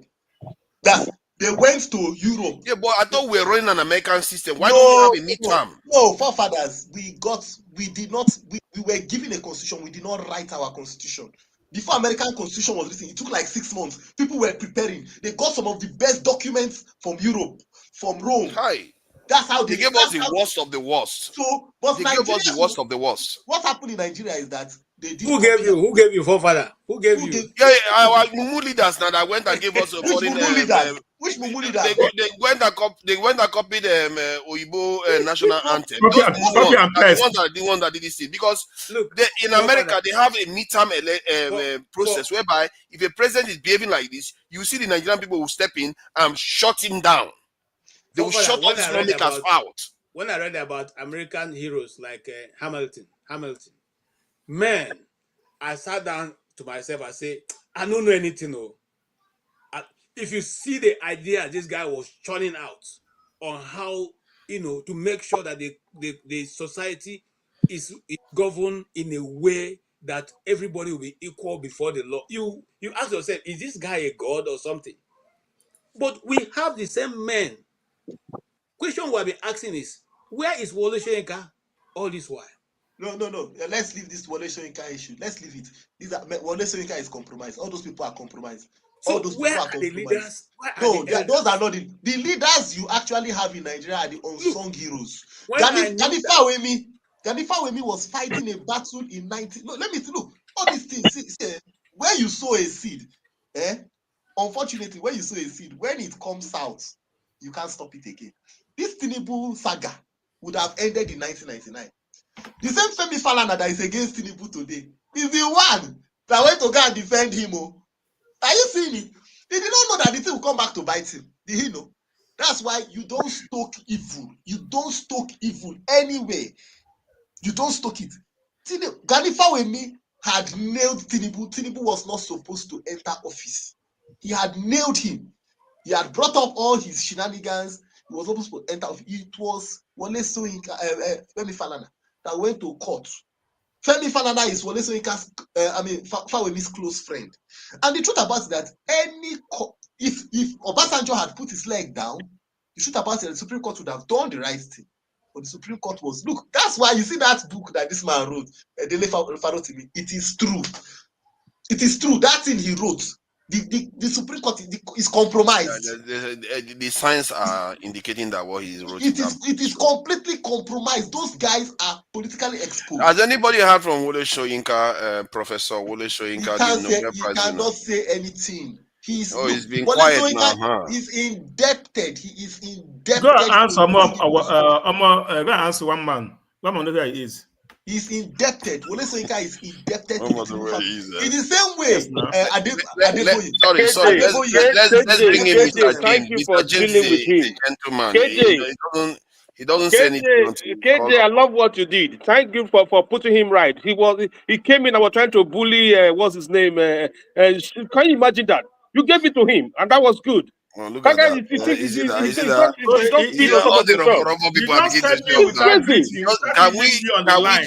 see? Hold on now. Let's try to Can you imagine that? What did he do now? The guy wanted to just have his say. It's good to hear somebody out. You never know what they could reveal. And if you disagree, you are always free to disagree. Let's bring Mr. James in. No, Mr. James hasn't said anything for a long time. Let's just bring him in. Hold on. To just say what Obi said, what was my problem with him is saying that he had been here. I did not be. Go and look at what the comments he made on the comment section, in the private comment section. It's not right. I can't come here and be saying, what for I've been here. Why didn't you bring me? And then am I more important than every other person who is here? You wait for your turn. You don't come and begin to direct the person who is there. You should allow the moderator to hand. Like me, I block him. I can't. No. Like me, I don't like him. I block him. I can't even see what he's saying. You see, again, I've not said anything. If show was being nice. I mean, And sure, I'm I not a mean, nice yeah. guy. But you know that sometimes Dr. Damage does that. Like when I don't think what is Chukudi or something, when he comes in, some of his people from Sahara reporters, when they come in, he gives them a difference. Maybe not one man. And Maybe one man is an one online man person too. is Like if Dr. Damage goes on his channel, you would expect him to give a little bit of difference to Dr. Damage because Dr. Damage forefather. If I let me go to a one man show, it's like a king coming to that show. Oh, look at that. Yes, so that's a good thing now, isn't it? So apple with orange because you agree with one side. Okay. Welcome, Mr. James. Welcome, Mr. James. I think you've heard a lot about what we've got to say. Is there something you can, I know you said that revolution, is there something you can advise Nigeria? Because like now, I talked about midterm election. That could be one of the ways to stem the excesses of these politicians, so that when they get into office, they are going to be aware that okay, within 2 years they are going to answer to the voters again. You see what I mean? So, what would you say in the Nigerian context will improve accountability and give politicians cause for rethink of their behavior when they are in office? Because right now they are just planning for 2027. They don't care. In the middle of it, this between that, they can do all kinds of mischief. So, what would you recommend? In the first place, there is no need for elections. I said these things in 2022. Obi is my witness on Symphony TV. There is no need for elections because we've not fixed the country. The country must be properly organized before we go into elections. All the presidential candidates, the leading ones, about the first 4 or 5 of them, they are all compromised. One thing has been running through my mind, and this man they call Abubakar Atiku, he has been a problem to the country. There's a section of the Constitution which says that before you contest election, the presidential election, you must be born in Nigeria. This man was born in the mandated territory in Cameroon. He was not born in Nigeria. That territory was added to Nigeria after independence, at independence or so. So he was not born in Nigeria. But the judiciary made it possible for him to be contesting elections. Now look at it this way. In his own party, PDP, there is a rotational presidency. He violated their local rule in their party, and eventually, Wike could not contest, Wike contested, but he was edged out when it was the turn of the South to produce the president.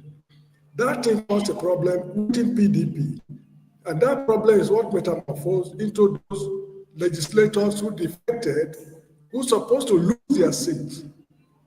Because if they had then got, into that problem, there wouldn't have been division in PDP. And if there's no division in PDP, the problem of it would not be as complex as it is today. But when we are analyzing issues, nobody is mentioning the role Abubakar Atiku played. That man has been a problem to the country since he was the director of customs or whatever it is. And his relationship, when it comes to deals, there's a man, I think they call it Thomas Jefferson in the US. He has some deals with, and he was back from in the United States. So this man has been a problem to the country. And now, Obi of all people is not negotiating with this man to form a coalition to remove Mr. Tinubu from office. So what kind of people are they? Now, even the obedience, are they justified to be obedient to Peter Obi? I think the answer is no, because Peter Obi was in what's it called, PDP. From PDP moved to Aga, from Aga moved to Labour. Labour is not going back to Atiku, with whom he contested a presidential election. Oh, he has not confirmed that, sir. That has been in the news. That news they are saying it has been touted, but Peter Obi has not confirmed that. Excuse me.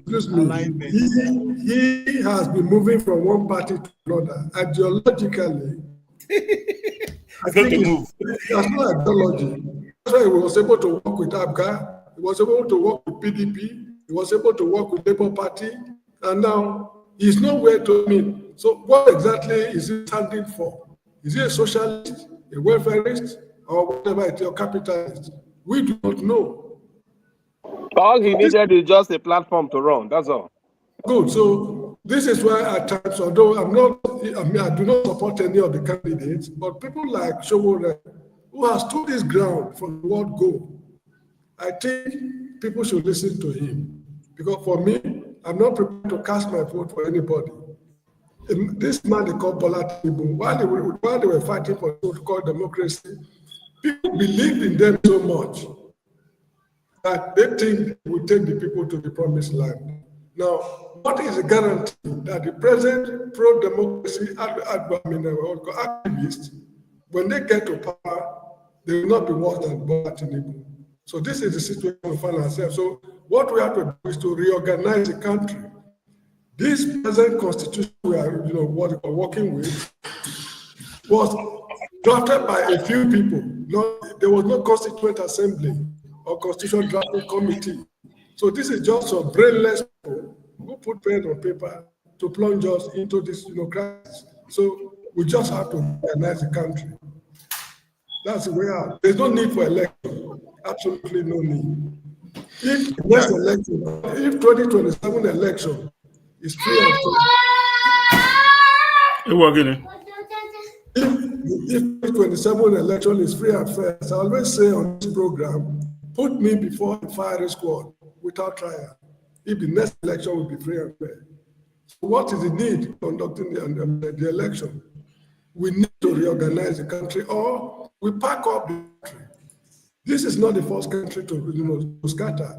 Pakistan scattered. India, sorry, Pakistan and Bangladesh, India and Pakistan, Ethiopia and Eritrea, Bosnia and Herzegovina, former Ottoman Empire. Countries are so these things are coming and going. So if we cannot live together, let's pack up the country instead of people to suffer unnecessarily. This is how I see it. Thank you.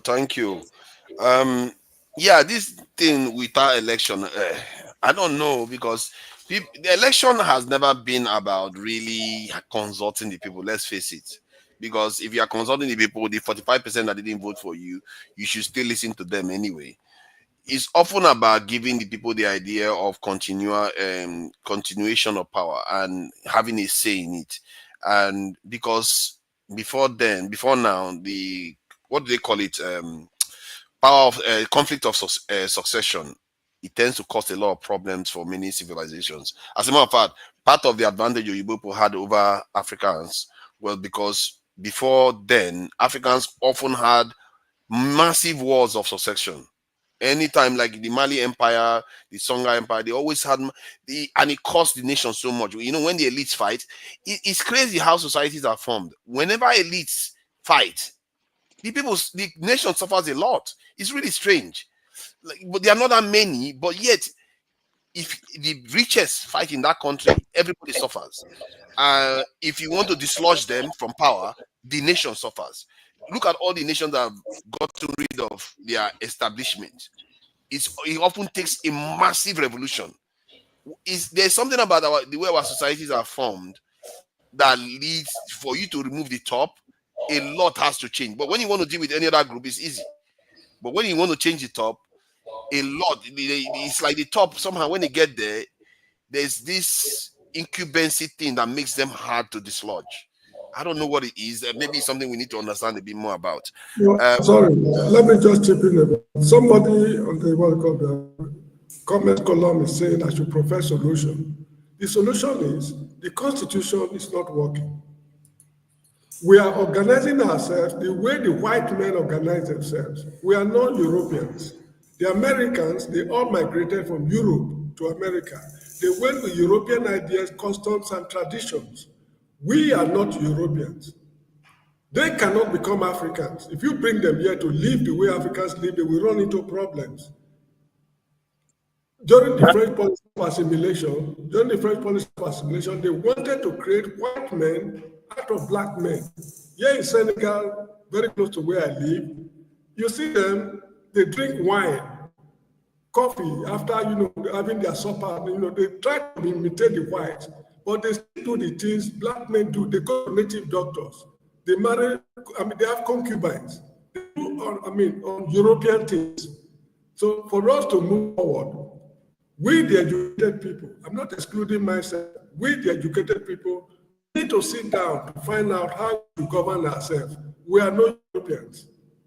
And this idea of a few people putting a constitution for us, this is what Atiku Abubakar did when he was a military head of state. He just got a bunch of, I don't know what to call them, drafted a constitution that has put the country into calamity right now. But as I was saying earlier on, I was given the chance to speak, this is the beginning, probably of the end. Sorry, the end of the beginning. It's not the beginning of the end, it's just the end of the beginning. If we persist to get ourselves well organized, we might get out of this problem. But for as long as we are not organized, that's the solution I'm giving. We must organize ourselves, set out rules and regulations on how we should relate with each other, how we should live with each other. For as long as we do not do that, you go into 2027 election, it's just sheer bloody waste of time and resources. So that is how I see it. People like Atiku, and others, they are taking us nowhere. Surprisingly, there's something I'm planning to internet. As 2023 or so, 2022 or so, Atiku had 31 children. 31 children. In your Is there anything wrong with that? There's everything wrong with it. Did he marry 31 women? How many women did he marry? Did he marry all of them?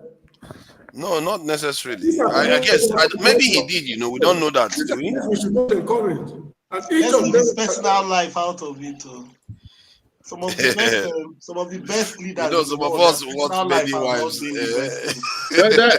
That's his personal life. We should take it on. But personal slide. Let's leave his personal life out. I have a problem. You see why Africa no go change. I have a problem. Guys, double down. You argue over Trump. You talk about his character. Now you don't want to talk about the character of your leaders who have 32 children, and you say it's his personal life. Then let us not talk about other things. Leaders. There's no leader in the world. Tinubu didn't have many. No leader in the world that don't have issues. There's no perfect one. Let's leave it. So there's nothing perfect. Look, I think we see that is too personal. An alcoholic. That's too personal. You see, but KJ, you are supporting Elon Musk that had 9 children with different mothers. It's still the same thing. I'm not supporting him. He's not running for it. He's not governing any government. Trump has many children. Does he know? He has many wives. He is a Trump has many wives. To be fair, what Mr. James is saying is very correct. But another thing is the only part where I would deviate from him. Everything he says is really correct. But the other part I would deviate from him is that I think we should take away, there are some people who expect personalities. Example, Nigerian political party don't have ideology. You understand? If you go to Rome, you live like the Romans. If you go to another place, you live like them. There's no political ideology in Nigeria. So if you are somebody that say you want to be impact on leadership, it won't work. You have to move with the system. Nigerian political parties are conveyor vehicles. They are not ideology driven. So if you come to Nigeria and say, "Oh, I want to come with ideology," and I was thinking, you would really not make any impact on leadership. That is the reality of it. And let us leave personal things. Example, we talk of Atiku. Let us not blame Atiku first of all. And let me just give a little bit of background. It was in Benue State that they decided, when PDP was deciding on zoning, it was, what is his name? It was Wike's friend, Otom, that was leader of that panel. PDP had the opportunity to say, this position of leadership is going to the south, or southwest. They had the opportunity. The same way, when it was going to a northerner, everybody they said it to and nobody from the south contested. PDP had the opportunity to do that, but Wike and Otom, his friend, they said it is open. They said it is open. They did not say it is going to the south. Oh. Instead of them to cede that position to the south, they said no. They said it is open for everybody. It was Wike's friend that was the leader of that panel. Now, that was a political tactics. The reason why they did that political tactics was this. Because if it was going to go to the south, there was a very strong argument within PDP that, oh, if we're taking to the south, then ideally we should take it to the southeast. Because the southeast is the only region in PDP that has not experienced the presidency. Yeah. However, Wike knew about that. And Wike knew that he had the money. Wike had the money to swing everybody. That was why Wike said, okay, leave it open. So that based on moral, we will not put it based on moral that no Northerner should contest. Let us leave it for the South. In fact, Wike was going to win that primary.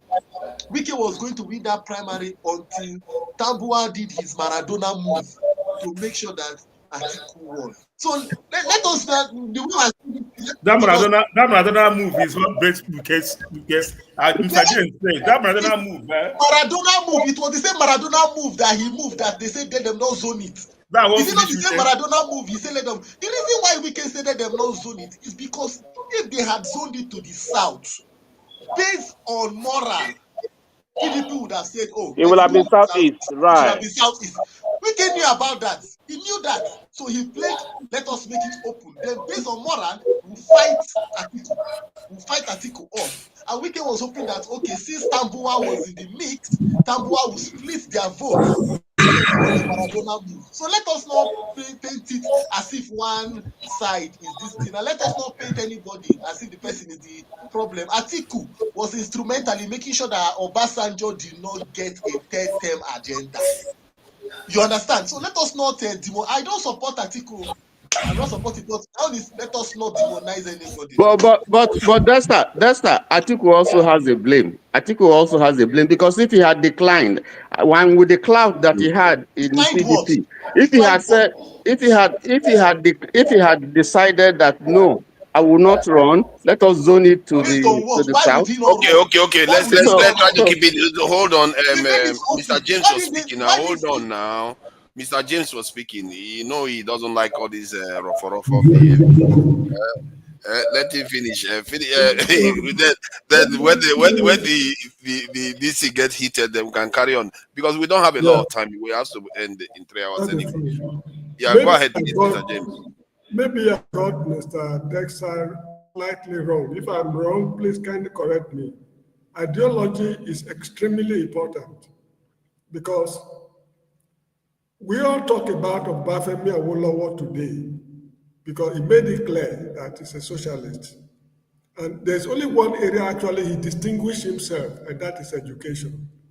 In the whole of Africa, his policy, if not the best, is second to the best education policy in Africa since God knows when. The best that has ever been operated in Africa, in my opinion, is apartheid South Africa. The education for the whites, not the blacks, the whites in South Africa, the education system was unqualified success. Awolowo did his own in Ikene. He didn't go to anywhere. They sat down, worked out the modalities. With socialist ideas, he was able to implement it. And they mind the people they were admitting into their party. They didn't accept every Tom, Dick, and Harry. If you don't have the same ideas with them, there's no for you. That was his policy. So the ideology is extremely important. This is where I slightly disagree with Obi, moving from one camp to another. If you keep moving from one camp to another, if he had won the presidential election, this case would have been like that of Balarabe Musa during Shagari's time. Balarabe Musa was PROP, the House was MPN. They could not work together till he was impeached. So what is the guarantee that if Obi should become president of the Republic, he will be able to get along with these scavengers we have in government today? They would have made life impossible for him.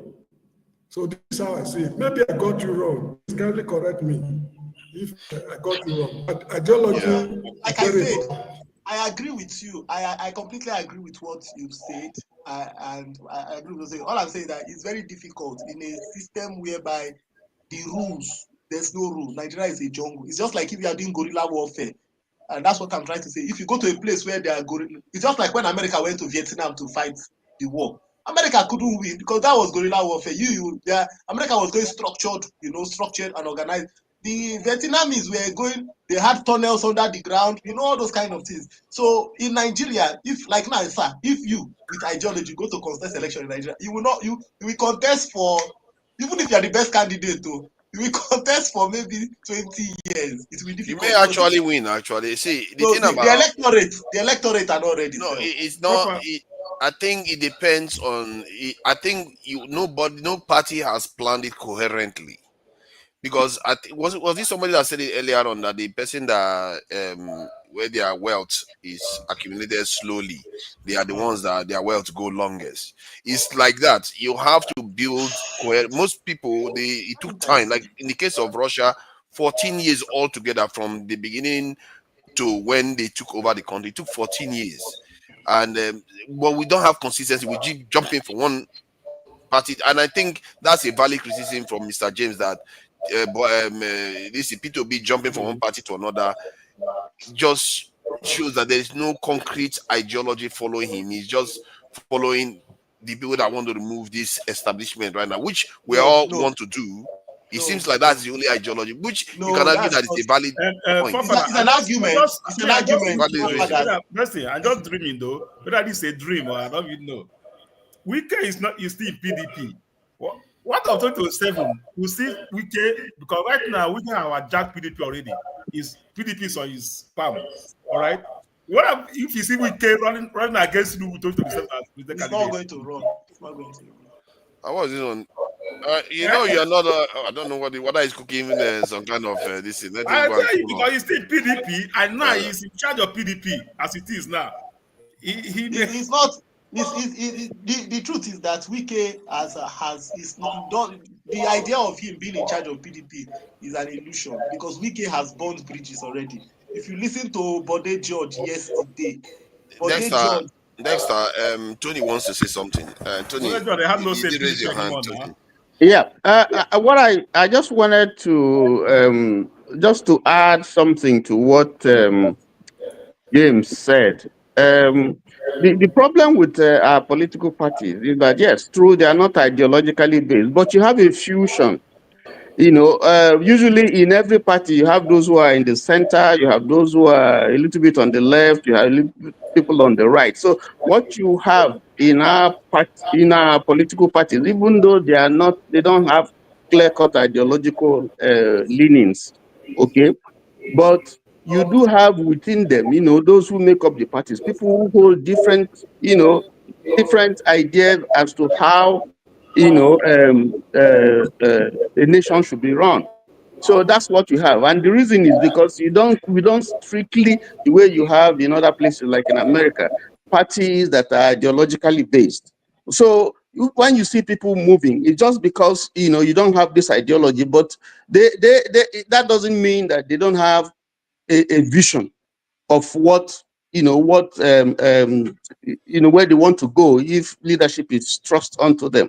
You will see that what Obi is trying to do is to chart a vision that nobody has ever done before in our politics. One, that it is possible for you to run an election and not spend as much money as we have been spending before.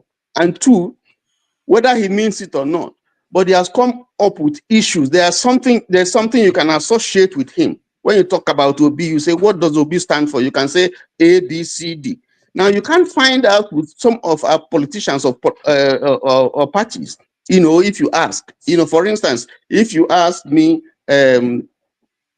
Showore, I want to use Showore's party, for instance. What does Showore's party stand for? What's the ideology of Showore's party? Yeah, the person that his ideology is to see all the corrupt politicians buried. It's very clear. I don't know how people can get confused. But that said, let me also say that the other thing I wanted to say is in connection with what James said. You see, the truth is that he talked about the Constitution. Yes, our Constitution is not, there are issues, but there's no Constitution that is perfect. Now, if people have been saying, let us, rewrite the Constitution, let us redo the Constitution and so on. The question that I ask, if you have a perfect Constitution, quote and unquote, who are the people who are going to implement the Constitution? Are they going to come from heaven? Or are they not the same people that we're seeing now? Are they not the same people? The Akpabios, if you have the best Constitution, even as bad as our Constitution is, okay, follow the things that are there in the Constitution. They have not. They have not. So when we say it's the Constitution, we seem to feel that once you have done the new Constitution, then everything is going to go well. No, there is something wrong with the people who are operating the Constitution. No, Tony, would not let the Constitution work. Let me answer your question. What we are saying about the Constitution is that the Constitution are giving exclusive rights to some part of the country. So that the federal government to hold certain functions from the states. We are simply saying there should be no exclusive right. If a river state can provide electricity for themselves, please allow them have their electricity. Don't say you have to generate it and then feed it to the national grid, then before bringing it back. We are saying that you don't have to say before they start a refinery, they must come and take license from you, for which you used to delay it for the next 10 years. You're not approved it. We are saying allow states to develop their economy the way they want it. We are saying don't say you are this educational disadvantage and then you give your school holiday for 4 months and then you expect that after that you still come and say that you are educationally disadvantaged. Some of these basic things are there. Okay, now let me give you an example of some of these things that. What is this 4 months holiday thing you are talking about? I'm not aware of it. Oh, you don't know the states that are closing schools for because of the fasting? I don't know about it too. The Constitution is a work in progress. You keep amending, even the American. No. Sorry. Let's educate some people here, because if I don't know it, I'm sure a lot of people don't know it. What 4 months are we going on holidays in Nigeria? Because if it's not true, let's not say it. It's 1 month, not 4 months. It's the fasting. The fasting starts. I just said 4 months because. Why you see why you don't do that now? Hold on. For I know you want to now start going on that. This is have your say. You want to start going on that factual session. That's not where I'm going. Thank you. Know what it is. And even if it's for 1 month, is there 1 month correct? Okay, now that they've taken 1 month, since we also are Christians, if we are going on Lent, should we also take our own 4 weeks or 5 weeks, as the case may be? Look, let's not go there because we won't have an end. What I'm trying to say, which you know, is that certain policies are nationwide, and it should not be so. Even in the America that I'm copying from, some people have holidays that other states don't observe. It's just the national holidays that everybody observe. But so many other states have so many other holidays that other states don't bother to observe. And it's not mandatory that you must have to observe it. So, look, we must understand that the Constitution is holding a lot of states from moving as fast as they want to. That's simple. It's not. There's no way to argue about it and get a different result. Yeah, thank you for that. What Constitution? And then we'll bring. I think if Mr. James, whenever you want to say something, don't mind. You have to get a little bit rougher with these people, because they are not going to be. Let me mention something. Yeah. In Islam, certain people are exempted from fasting. Number 1, old people. Number 2, children. Number 3, travelers. Number 4, women experiencing their monthly problems. These 4 classes of people are exempted from fasting. If you close schools because there's Ramadan, because of Ramadan, the children are sending home are exempted from fasting.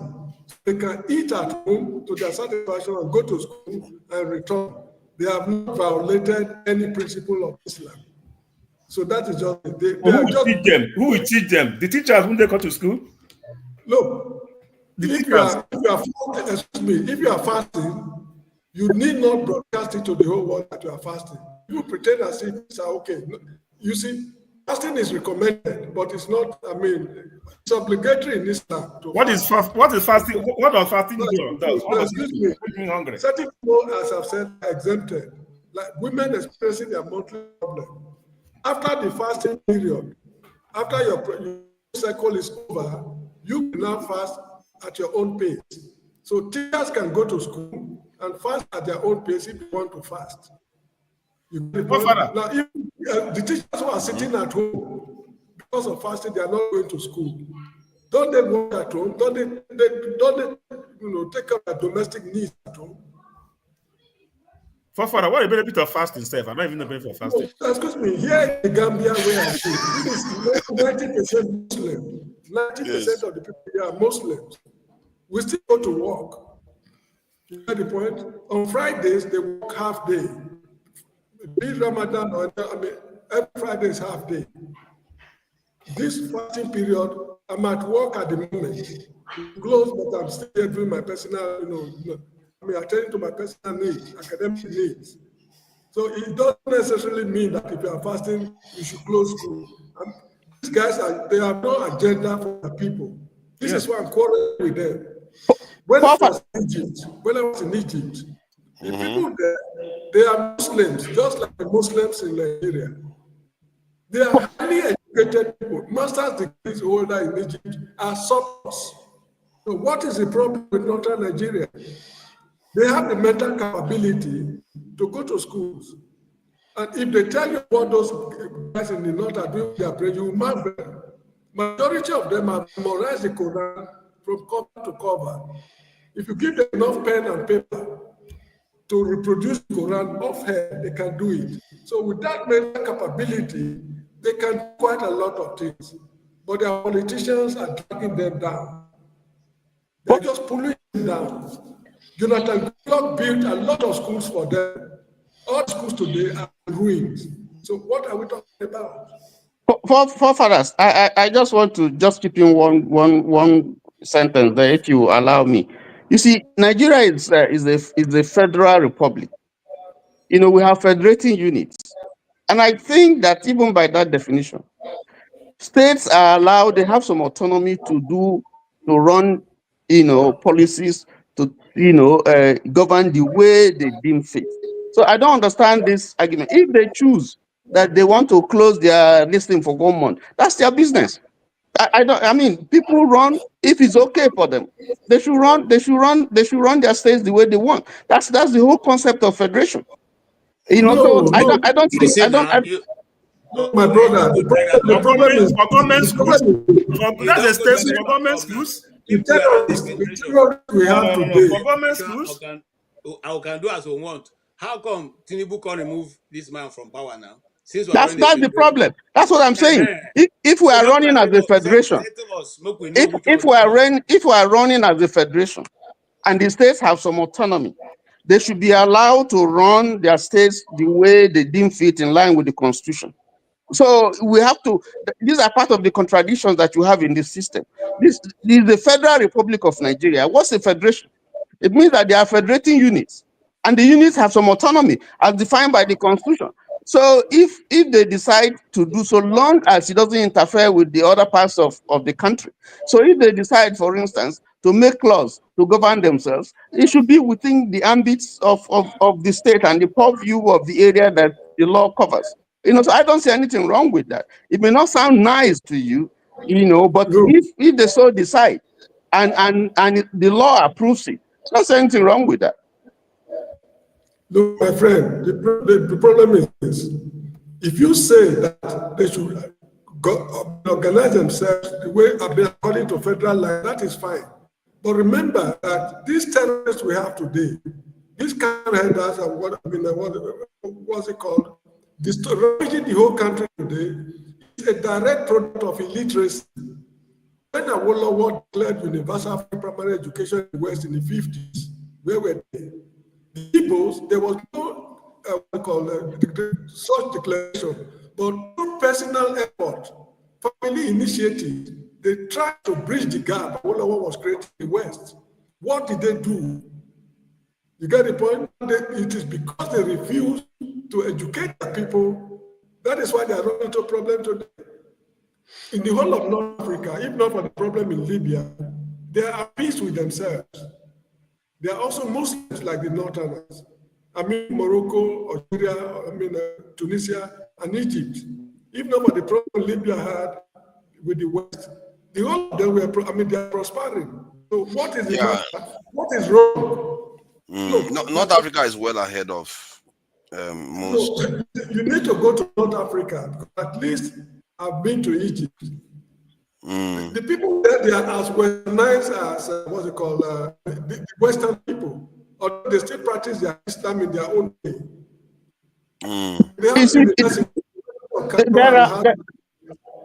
There are certain things that are in the concurrent list, and there are certain things that are, things that belong to the federal government that by law that they should do, and there are those that the states and the local governments are, have authorized by constitution to do. So if we properly delineate those things, I don't think there will be a problem. If a state chooses to go on free education, it's not the business of another state. If a state chooses to... It's your business.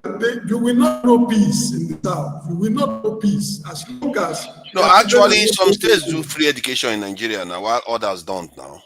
So what's the problem? Mandatory. Education should be mandatory. You state, federal, government. Education should become... In the world we live in today, the whole world is not a global village. No. What the Constitution of Nigeria makes mandatory is primary, free and primary education. And even by the United Nations, the Universal Declaration of this thing, that's what it says. Everybody is at least supposed to, have, primary education by right, by constitution. That's what the federal government. That's what is in the Constitution. Universal basic education. That's what the Constitution. But when it comes to secondary and tertiary, that's absolutely between the state and the federal. You cannot. In Nigeria, actually, the states do show a lot of federalism kind of traits. Like the states are not run the same. Lagos is not run like Port Harcourt. Now Zamfara is not run like Abuja. Nigeria has a lot of differences. Yeah. What I see the pattern in Nigeria is that anything that leads to our progress, they tend to try to kill it. Look at the Agboti is under threat because one, she is one of the only voices that are pushing that Ajekuta steel stuff. El-Rufai, that was very, very hawkish about Nigerian security. He was the one that went to Chatham House to talk about this thing, recruiting into our security forces, just like North Africans have. But guess what? Where is he in government now? How did he disagree with Tinubu that somebody means that he cannot be part of the government? He's been sidelined. Rivers State that was having peace, having trouble. Then Dangote that should be getting crude oil from Nigeria, not getting it. It's like anything that helps the country, these politicians sitting there and you just keep trying to kill it and remove it out of the way. And why they just eat on their stupid money that doesn't even feed them very well. They are, in 2023, they had $40-something billion of national budget to share. This year, was it this year or just late last year? They had $28 billion. These Mumu people, they are impoverishing themselves too. They don't even have a lot of money to steal. They have the money that they can steal. That's how useless they are. But we are unique. Nigerians are really unique at killing themselves. Even the rich are so mumuish in their behavior. Thank goodness that we have some people that are trying to do the right thing, and we hope that they like Poti now. She's used to fighting. I get the feeling that she's going to emerge at the end of this, and I also get the feeling that Tinubu, what he has done, if he doesn't repay it, it's going to damage him, and he's not going to get away with it. One way or the other, I don't think he's going to get away with this if he doesn't repay it. He's now carried the trouble of Wiki. He's carried it on his head. See, he decided to carry this stuff. Now, if Fubara falls, it's on him. It's on him. It's not on Wiki anymore now. But that's the wahala he's going to put it on his head. And so now that brings us to somebody touched on it earlier on about Atiku, El-Rufai, P2B. These guys, if you put Kwankwaso in there, they got 20% of the vote. Pardon? What to be there? I gather that he was part of the, although he wasn't there the last one, but he was part of it. You see, when I was saying it the last time that Atiku may actually back P2B, and a lot of people like One Man and people on his channel, they were like saying it's impossible. Atiku will not back P2B. Atiku is still all in, he wants himself to be the guy. I'm telling you, Atiku, he likes to be president, but I think he's done on him. His chances are. Don't move to be there first. Move to be there first. I think P2B, if they say P2B will be the flag bearer, he will go. In there first. No, if P2B is chosen as the flag bearer, do you think he will not go? If they give him that ticket? Oh, look at that. Forefather, is the only way is a certain president they want to form a coalition? They did it for another president too. Now, what is your wahala? They did it my for. My wahala is that Buhari rule for 8 years here. It's a haram to like talk about to form a coalition. When Jonathan was there, the same thing happened. They started again. They have started gathering like ant again. Right? Try to do a certain president. It's not going to happen this time around. So, but they formed a coalition to get Buhari elected. They formed the coalition to get Buhari elected. No. To remove Jonathan. Hey. To remove Jonathan is still the same thing. To get Buhari elected and remove Jonathan. So it's the same thing. So you don't want Buhari. Calm down now. You don't want Tinubu to be removed. Removed for what? They will be there. Maybe P2B. Who will be there? What is wrong with P2B being there? I don't know why you're arguing against me. I don't know. I think P2B is better than better than Tinubu now. They are not gathering for their own interest. It's for their own interest they are gathering. See who is gathering. El-Rufai, Atiku. That people are gathering. Their own interest. Yeah, they are not exactly the nicest people. What is part to tell me them? Those guys that economics. While you people are here arguing about Wike being given other doctorate degree in law, University of Calabar. Wow, they are still giving doctorate degree. And he's a live venture. Meanwhile, he has never gone to court. He has never gone to court. He has not gone to court, but he's manipulating everything behind the court. You know, wow. the lady justice in Nigeria is a Wike's sister. So that is his wife is also justice.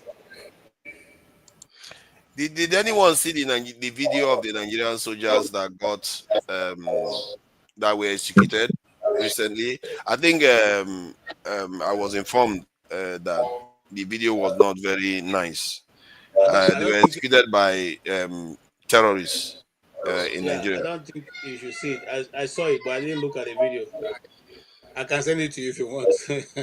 No, sir. Yeah, send it to me. You see, the thing is, this is one of the things I was highlighting. You see how I don't think you want to look at it. How much force Nigeria has to use to defend the South. This is why they don't have that much to defend the North. We never had enough manpower.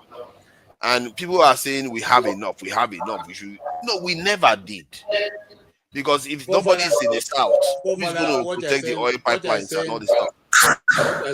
What I said is not true. Go and listen to all these people who have fought, the people who have fought, and the treatment of the soldiers, vis-a-vis the one they give to the people who are repentant. Meanwhile, the repentant people are the ones shooting them down. So, my brother, Nigeria is complex. Man. It's not the repentant ones that are killing them. Why are you always trying to exaggerate stuff? It's not the repentant ones. They are terrorists. I swap. Like really deep terrorists are the ones that are. So let us those guys. Take it that I'm lying. Let us now examine what is going on. Let us examine what's going on now. Is there any other country in the world where you have repentant terrorists that are recruited into their army? The best one you can think about. I'm not sure they are recruited into the army. Again, we shouldn't be saying these things. It's not accurate. You, boy. You see, just like I said about you're not even seeing the video, but you're already arguing. No, because do you know why I'm saying it? Because I looked into it. What I found was that they were recruiting them into state forces. That they did within the state. not the Nigerian military itself. Forefather, have you listened to the army recruit that was what do you call it, summary dismissed? Have you listened to the video that he talked about on the interview he gave? He posted on this, and the ones No, I haven't. After him. So then you see, the thing is that what did he say? Go look for it. When you find it, you hear what he has said. But all I'm telling you is that we are not doing ourselves justice as long as we keep doing these things. The people who are in IDPs were dislodged by these people, these so-called terrorist farmers, and yet they are not giving money. But you take Nigerian resources, you train the people who have dislodged them, buy their people, rape their women, you buy them uniform, give them, luxury apartments, and give them Nigerian money. But the people they dislodged are in IDPs and are still there, and you are paying them. You are paying the people you have rehabilitated every month to do what? How do you even look at it? How do you judge it? How does it make sense to anybody? I think it started from the south of Nigeria. If you look at the Niger Delta youths that were fighting, they decided, no, it's a fact. Let's not act as if we don't see these things. And I complained about it. I said, if a state keep rewarding people that have caused chaos, don't be surprised some other people think that is the way to go to, because that's what they did. They send them overseas. They gave them education. They gave them payments. No, you see, the Niger Delta people, much as I don't support them, they did not drive anybody from their community. They did not. I don't know. They did not drive anybody from their community. So they were living together with people. What they were after was oil bunkering. They did not buy any of their people. They did not rape any of their women, because these are the same people who are their own people. So I don't know where you get those information from. Now, the only reason why that was done was because these people are proven to be more. I told you people I did an interview in a place called Ede Ishekiri, which is like 30 minutes into the Atlantic. And when I got there, the things what the boys first told us, that if we're not going to give them money, they will take us into this sea, and they're ready to be inside this sea for 1 week. Can we do that? We say, make an obvious, we are people like you people. Now, can you hear me still? Yeah. So yes. Now, what am I trying to say? I'm simply saying that these people are totally different. Let me tell you something, forefather. I take it to the bank. The only reason why this is going on, this so-called Fubara is going on, because those boys don't want to react. If they react, if you like, bring the whole Nigerian army to the creek, they will not stand it. It has happened before. It has happened before. So let us not give them one kind, make it look as if the Nigeria. No. Because are you ready to go and spend 1 week inside sea? KJ, if the Nigerian army could do that, why are they taking Tita and this one, giving them a this? I don't know what you employ civilians to go and protect your pipelines when you have civil defense, you have military people, and so does it make sense? Which country does that? That goes to the point that I'm making, that your military is not large enough, yet you see the kind of contradiction many of our Nigerians have. Do you know that they have to go outside the military to go and, they have but they have to go outside. And they are allowed to carry enough. Even that is not enough. That's what they call it. When you check the military size of Nigeria, that's what they call paramilitary. All those lower ones, they are considered part of Nigerian military. Civil defense, all those groups, they call paramilitary. The issue is that if you don't have enough manpower to take over space from criminals, don't be surprised criminals show up. And there are many of them are protecting the South. And now you can see that man that said that thing was correct when he said 80% of our military is securing national assets. Do you know Lagos is a national asset, massive one. Forefather, do you know any of the military, civil defense, some part of Mopo police that is in Greek? They are all millionaires. You know that? Yeah. They are all millionaires. So they pay to go to South Niger Delta. They are all millionaires. Millionaires, some of them in dollars. That how you see You can be millionaires and you still do your job. And then I tell you, right, as Tony said, Nigerian military cannot go to Greek and face these guys.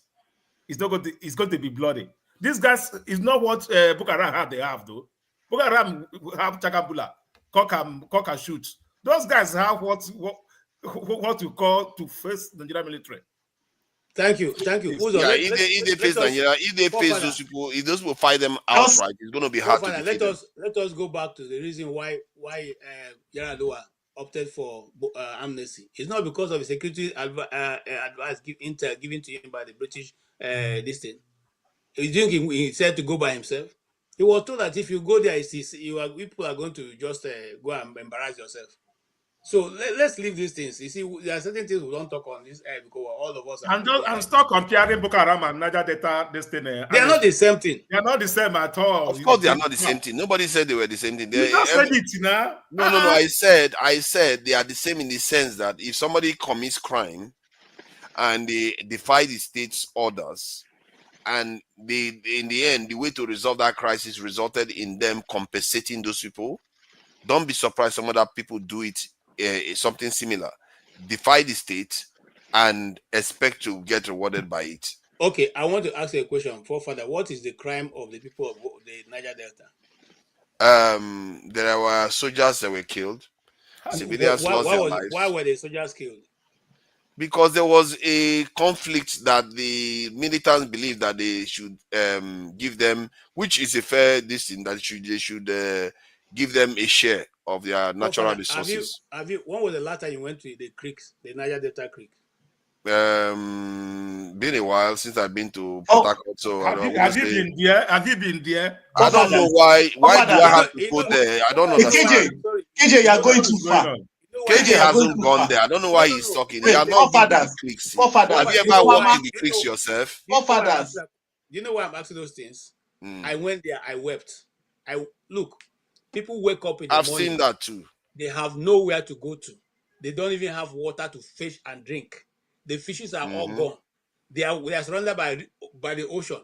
The only thing they have in their place is ogogoro.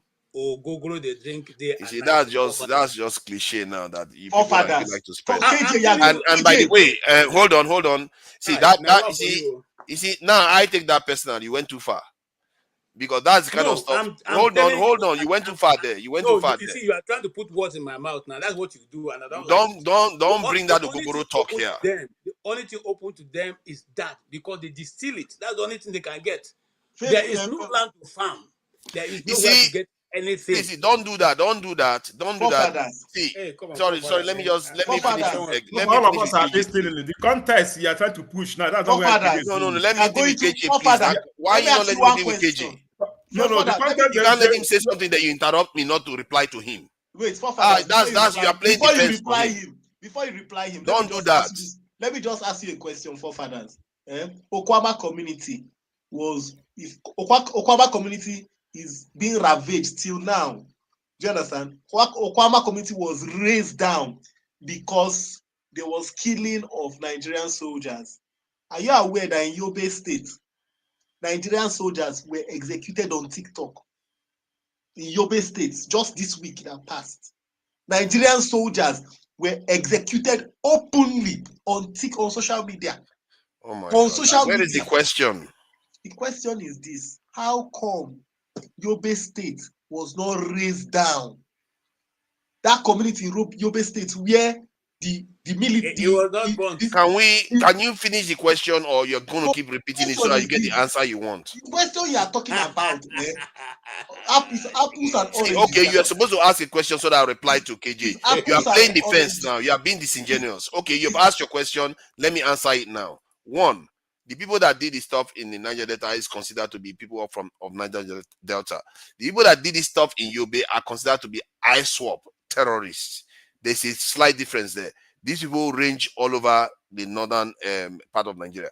Secondly, regarding what KJ said that I really find disturbing, because I hear some people say certain things about people in Niger and this in Middle Belt. And I've checked videos online about this, where they said some Middle Belt people, they give their wives to strangers or, to entertain the strangers. And that is false. And the same thing you are doing now, where you come here and say, oh, people in the south, all the left to them is Ogogoro and River. That is false too. And you see people, they come, and the other day I heard somebody was saying, I think what I don't want to mention names. He was saying that people in River Port Harcourt, that even if Ijaw are just 1%, even if Ijaw are just a small group, and there is the other people, minorities are just small, that they too should have their turn to rule. You see, you are saying, as you are talking as if you are supporting those people, but in reality, you are minimizing them. Forefather, you're just hold on. Let me finish my point. Let me finish my point, please. You are minimizing them. It's condescending. One, what that person was saying is similar to what you did today. That person was trying to undermine the fact that the minorities make up the majority in River State. The so-called minorities, the Ijaw, if you want to, and all of them classify themselves as Ijaw, but if you want to separate them, like Okreka, Bonny, and if you put them together, they are the majority in the state. And that guy was trying to make them look like they are tiny. The same thing KJ is doing now. He's saying he's supporting the Ijaw people. But hold on, now he's saying he's supporting the Ijaw people. At the same time, he's minimizing them, saying they are Gogo drinkers and only water is what they have. But that is not true. We are following what he was saying now. Just let me even correct him. No, but it's not fair. You shouldn't do that. If you are supporting people, support people with your whole heart. Don't try to minimize them. Excuse me. If we are talking about Niger Delta, are you the only person? Am I not from Niger Delta? Is Abia State not part of Niger Delta? Is Abia State not part of Niger Delta? Then don't try to see. Don't try to be disingenuous. Don't try to be disingenuous. Don't act as if you are the only one that have been to a creek. Forefather. And I want to answer somebody who. One second, Uzo. Just give me a minute. Let me direct Forefather. I want to answer somebody who said, tell me I should tell them where I went to in the Obi hasn't said anything. No. Let me tell you, if you want to know whoever that person is, if you go to Warri, when you get to Warri, there's a place called Big Warri. When you get to Big Warri, you take the flying boat. You go to a place called Ide Shekiri. That's the beginning of Shekiri. It's 30 minutes into the Atlantic Ocean. My brother, I don't think when they ask me that question, they ever go there. Because when I go there, I know saying I go carry me go, go carry me come. You don't know. I don't want to tell that story. So please, don't. When we come here, some of us have these things at the back of our hands. We have done this thing for years. And so I'm not here to try to. I know about the creeks. This conversation came from. Let me say this. Okay, all right. Go ahead. Let me say this. Sometimes we amplify things that somebody says something, we amplify it and make it look like I run away with it. We are following what KJ was saying. What me understand, he was trying to tell you that they destroyed the whole of Ijaw land and left just for them. What they have left. I tell them Okogoro is all that. What they have left. The other one is they are sleeping with their wives. Hold on now. What they have, they destroy everything: fish, farmland, everything. What they have left is that one. I don't want to call the name before you got offended now. And you are coming from people always saying what this will know how to do is look at Okogoro. He come with that mindset also. All right. Yeah, because it's wrong. It's not true. It's inaccurate. You can't say that's all they have. But my point is, I don't know where KJ was pushing to. He was telling us that in that place, he's creating a narrative, a stereotype. I have my in-law there. They destroyed their farm, which this is only what is left in that area, which is very bad. That was the reason pushing. So let's somehow. See, I've met a lot of people from that region. Even while I operate sometimes in Abuja. I've never met any of them that is like craving Ogogoro. And this type of stuff we do is very damaging when we just stereotype people and we come online and we do it. And when you check in that region now, it's not necessarily going to be as people say. If you go there and check yourself, you are not going to see people just drinking Ogogoro everywhere. Forefathers.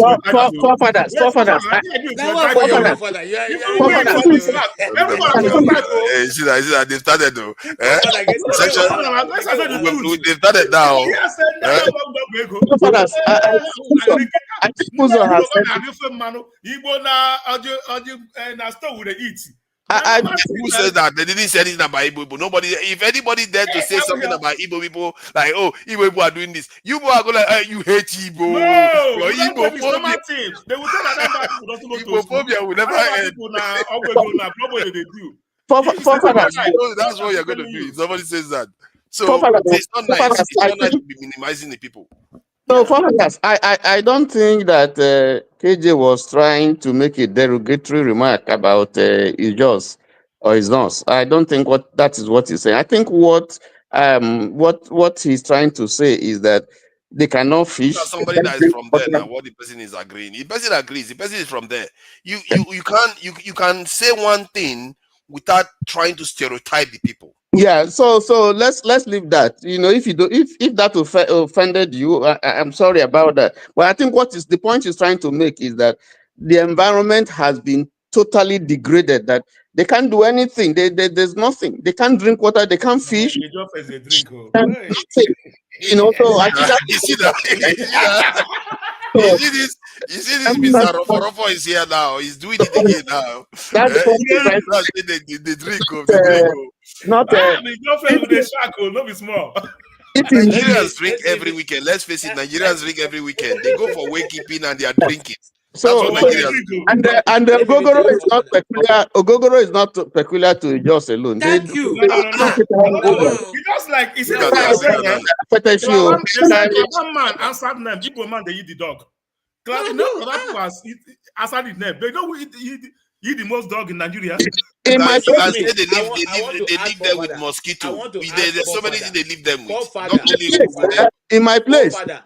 if you call a meeting in my place and you is bring there- salt, you is there any bring meeting? mineral, There- and is Ogogoro is not there, yeah, you have not started. If you Exactly. go why I marry want to ask yourself, my you father. don't get a snap. Come. Is Sorry, there go any back. meeting in Igbo land where it's a serious meeting that you don't have Ogogoro sitting on the table? Is there anyone? Yeah, So when but you I've guys never go- heard you say look at that this, something that- Buhari government left Southeast with the Gogoro. It's Niger Delta only for you people. Abia State, not part of But Niger. I've never heard you say It's Abia Buhari State, left not part of Southeast with the Niger. Gogoro. But Did let you me say tell you the that? truth, eh? Why me is tell he you only the the truth. South? See, forefather, when I went Yes. when I went to marry my wife from his Ebuema, all right? For real, if now I buy the best, let me say refined snap, refined one, I have to buy bottled water, all right? To drink the water, I think I buy the product. Original way, not all this akrako. I know they drink and go relax. You know they that Yeah, life. it's a shame though. It's a shame. All good things must come to an end. Yeah, now good things now. What I want to tell you again, all right? But In Nigeria community, I want to let you know that in 3 hours we have to round up. Let me tell you something. We that grow in Nigeria, right? Sometimes we joke with everything. That's why what I tell you is it's very hard for Nigeria to call serious case. Everything they joke with it. So the great word, you're just saying it. That's how you go, they will just laugh at you and just push you out and say, well, you know what you're saying. That's why it's very hard for Nigeria to even fight a war among themselves. They can do blah, blah, blah, blah, blah, blah, blah, blah. But yeah, it's very hard. Mr. James, too much. Yeah, I think our closing time is coincided with Mr. James' timeline in Gambia, peaceful Gambia, nice country. And Obi seems to have been a spectator today, which is not fair. We have been very, very unfair to OBE. You know, in the UK, it's a title, OBE, a title, the Order of British Empire. That's what it represents, a title. So thank you for coming in. We are going to be running up in about 8 minutes, and we didn't get a chance to talk about Ondo protest killings. I hope they do something to ensure that stops. That is where they should be looking at declaring national emergency, actually. And our hearts goes out to all those family members that have lost their loved ones in the hands of terrorists that nobody is declaring state of emergency against. The gods are angry with that. They are not declaring. Personally, that is where they should declare state of emergency against. There's a lot of Nigerians dying out there that nobody talks about. I know one that died and nobody read his news, and he died working for the Nigerian state regarding all these security issues. So there are a lot of people that are dying in Nigeria fighting to protect that country that nobody hears about. And to the family members that are losing loved ones, hopefully someday somebody will remember you for the sacrifices you are making. Because in Nigeria right now, it's almost as if you're dying for nothing. That is how it feels. That they're just dying, nobody's recognizing them, nobody's backing them up. They are just leaving them to fight an unwinnable war. But it is what it is. Obe, do you want to say something to Nigerians regarding all the? I'm sure you heard of all the drama that was going on in Nigeria, and you must have been very upset with some of them. So, what do you have to say to Nigerians? It's a shame because we are going to be rounding up soon, and the others will say their piece too before we go.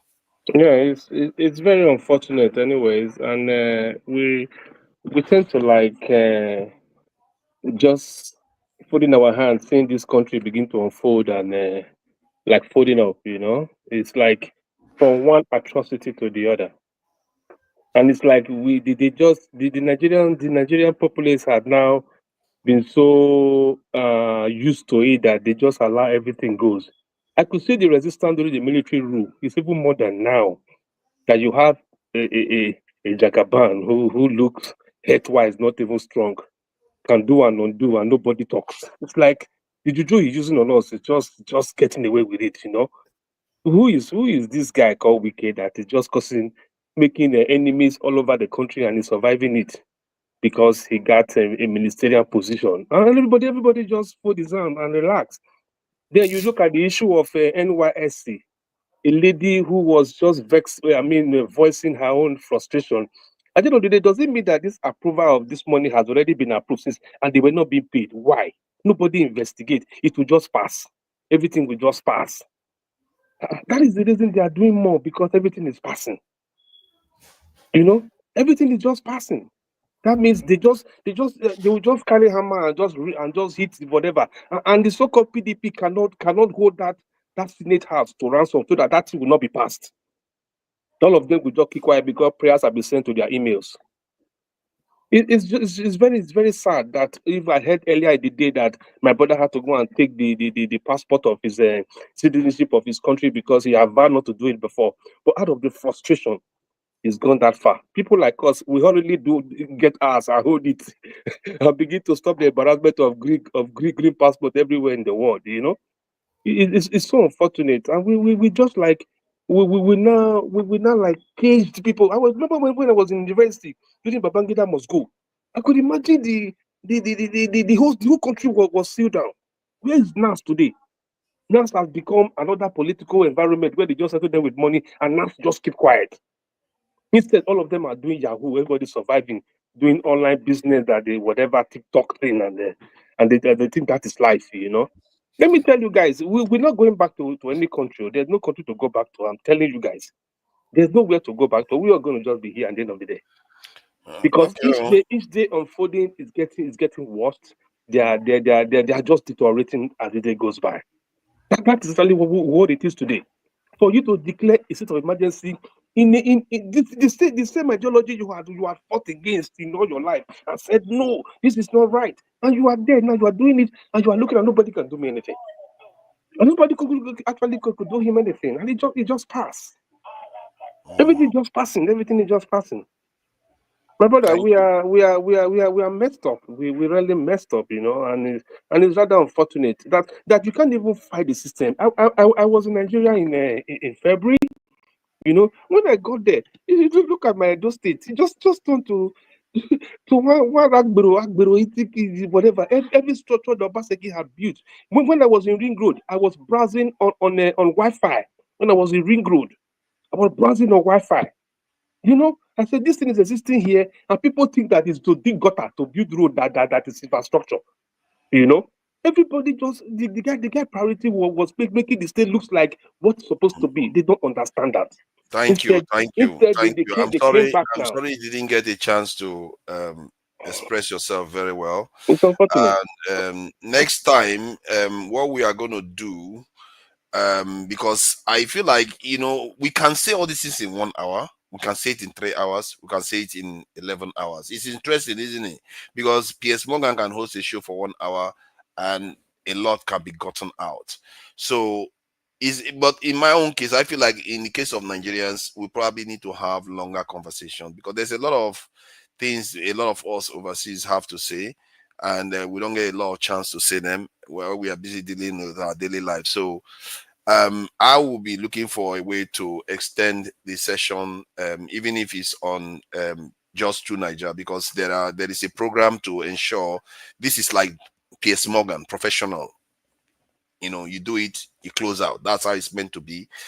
But I feel like Nigerians feel they need space to be able to express themselves a bit more. So I will be extending it to somewhere else, and that will be an arrangement we are going to be putting in place. But apart from that, gentlemen, you have all spoken very well today. Dexter, today, one of your, I don't know, man. Nigerians, I don't know. Maybe I'm hearing it different, but I feel like the way you guys are analyzing this information, there is a sense of depth in it that, people are getting enriched from. And I really appreciate you guys coming into the clearly everything I've said doesn't include KJ. I just have to make that clear. So we appreciate everything you all are doing, Tony, Mr. James. I learned about the what Napoleon Bonaparte, what he did, and Uzo. Thank you for joining us. Obey, I appreciate your contribution, even if it was late. And Dexter, very, very in-depth analysis of what happened in River State and what Jonathan's wife did to get Wiki in office. Jonathan, I see patterns of somebody that wanted to help the people come together without playing all these games. That maybe he may come across as weak, but every time I hear testimonies about him, you don't see him being a bigoted person. He seems to want to bring people together. But it's a shame when the others come in, they want to act crazy. And Dexter brought that information out here. And I really appreciate you. And Guy Wenlele, I can see what you did in the chat there, Bad Bele. And KJ, obviously. KJ is a host now. Don't take this out of me tomorrow. You're going to be hosting tomorrow. KJ is a host. So, but clearly KJ is a valuable. He's a journalist. He has, apart from I like to just KJ. KJ is a very good sportsman. He's an in-depth journalist that has his own beliefs and in-depth analysis on his way of thinking. A lot of people agree with him. So even if I disagree with him on many things, we do agree on Trump on many levels. So KJ, I thank you for coming in and a Biafran, a Trump supporter, correct? Yeah, and he didn't support Peter Obi. Just in case people should know that he didn't support Peter Obi. We have to be aware of who we are watching here. So, Guy Walele, I see you. Guy Walele, all these bad belly people calling me Akpabio. What have I done to be Akpabio?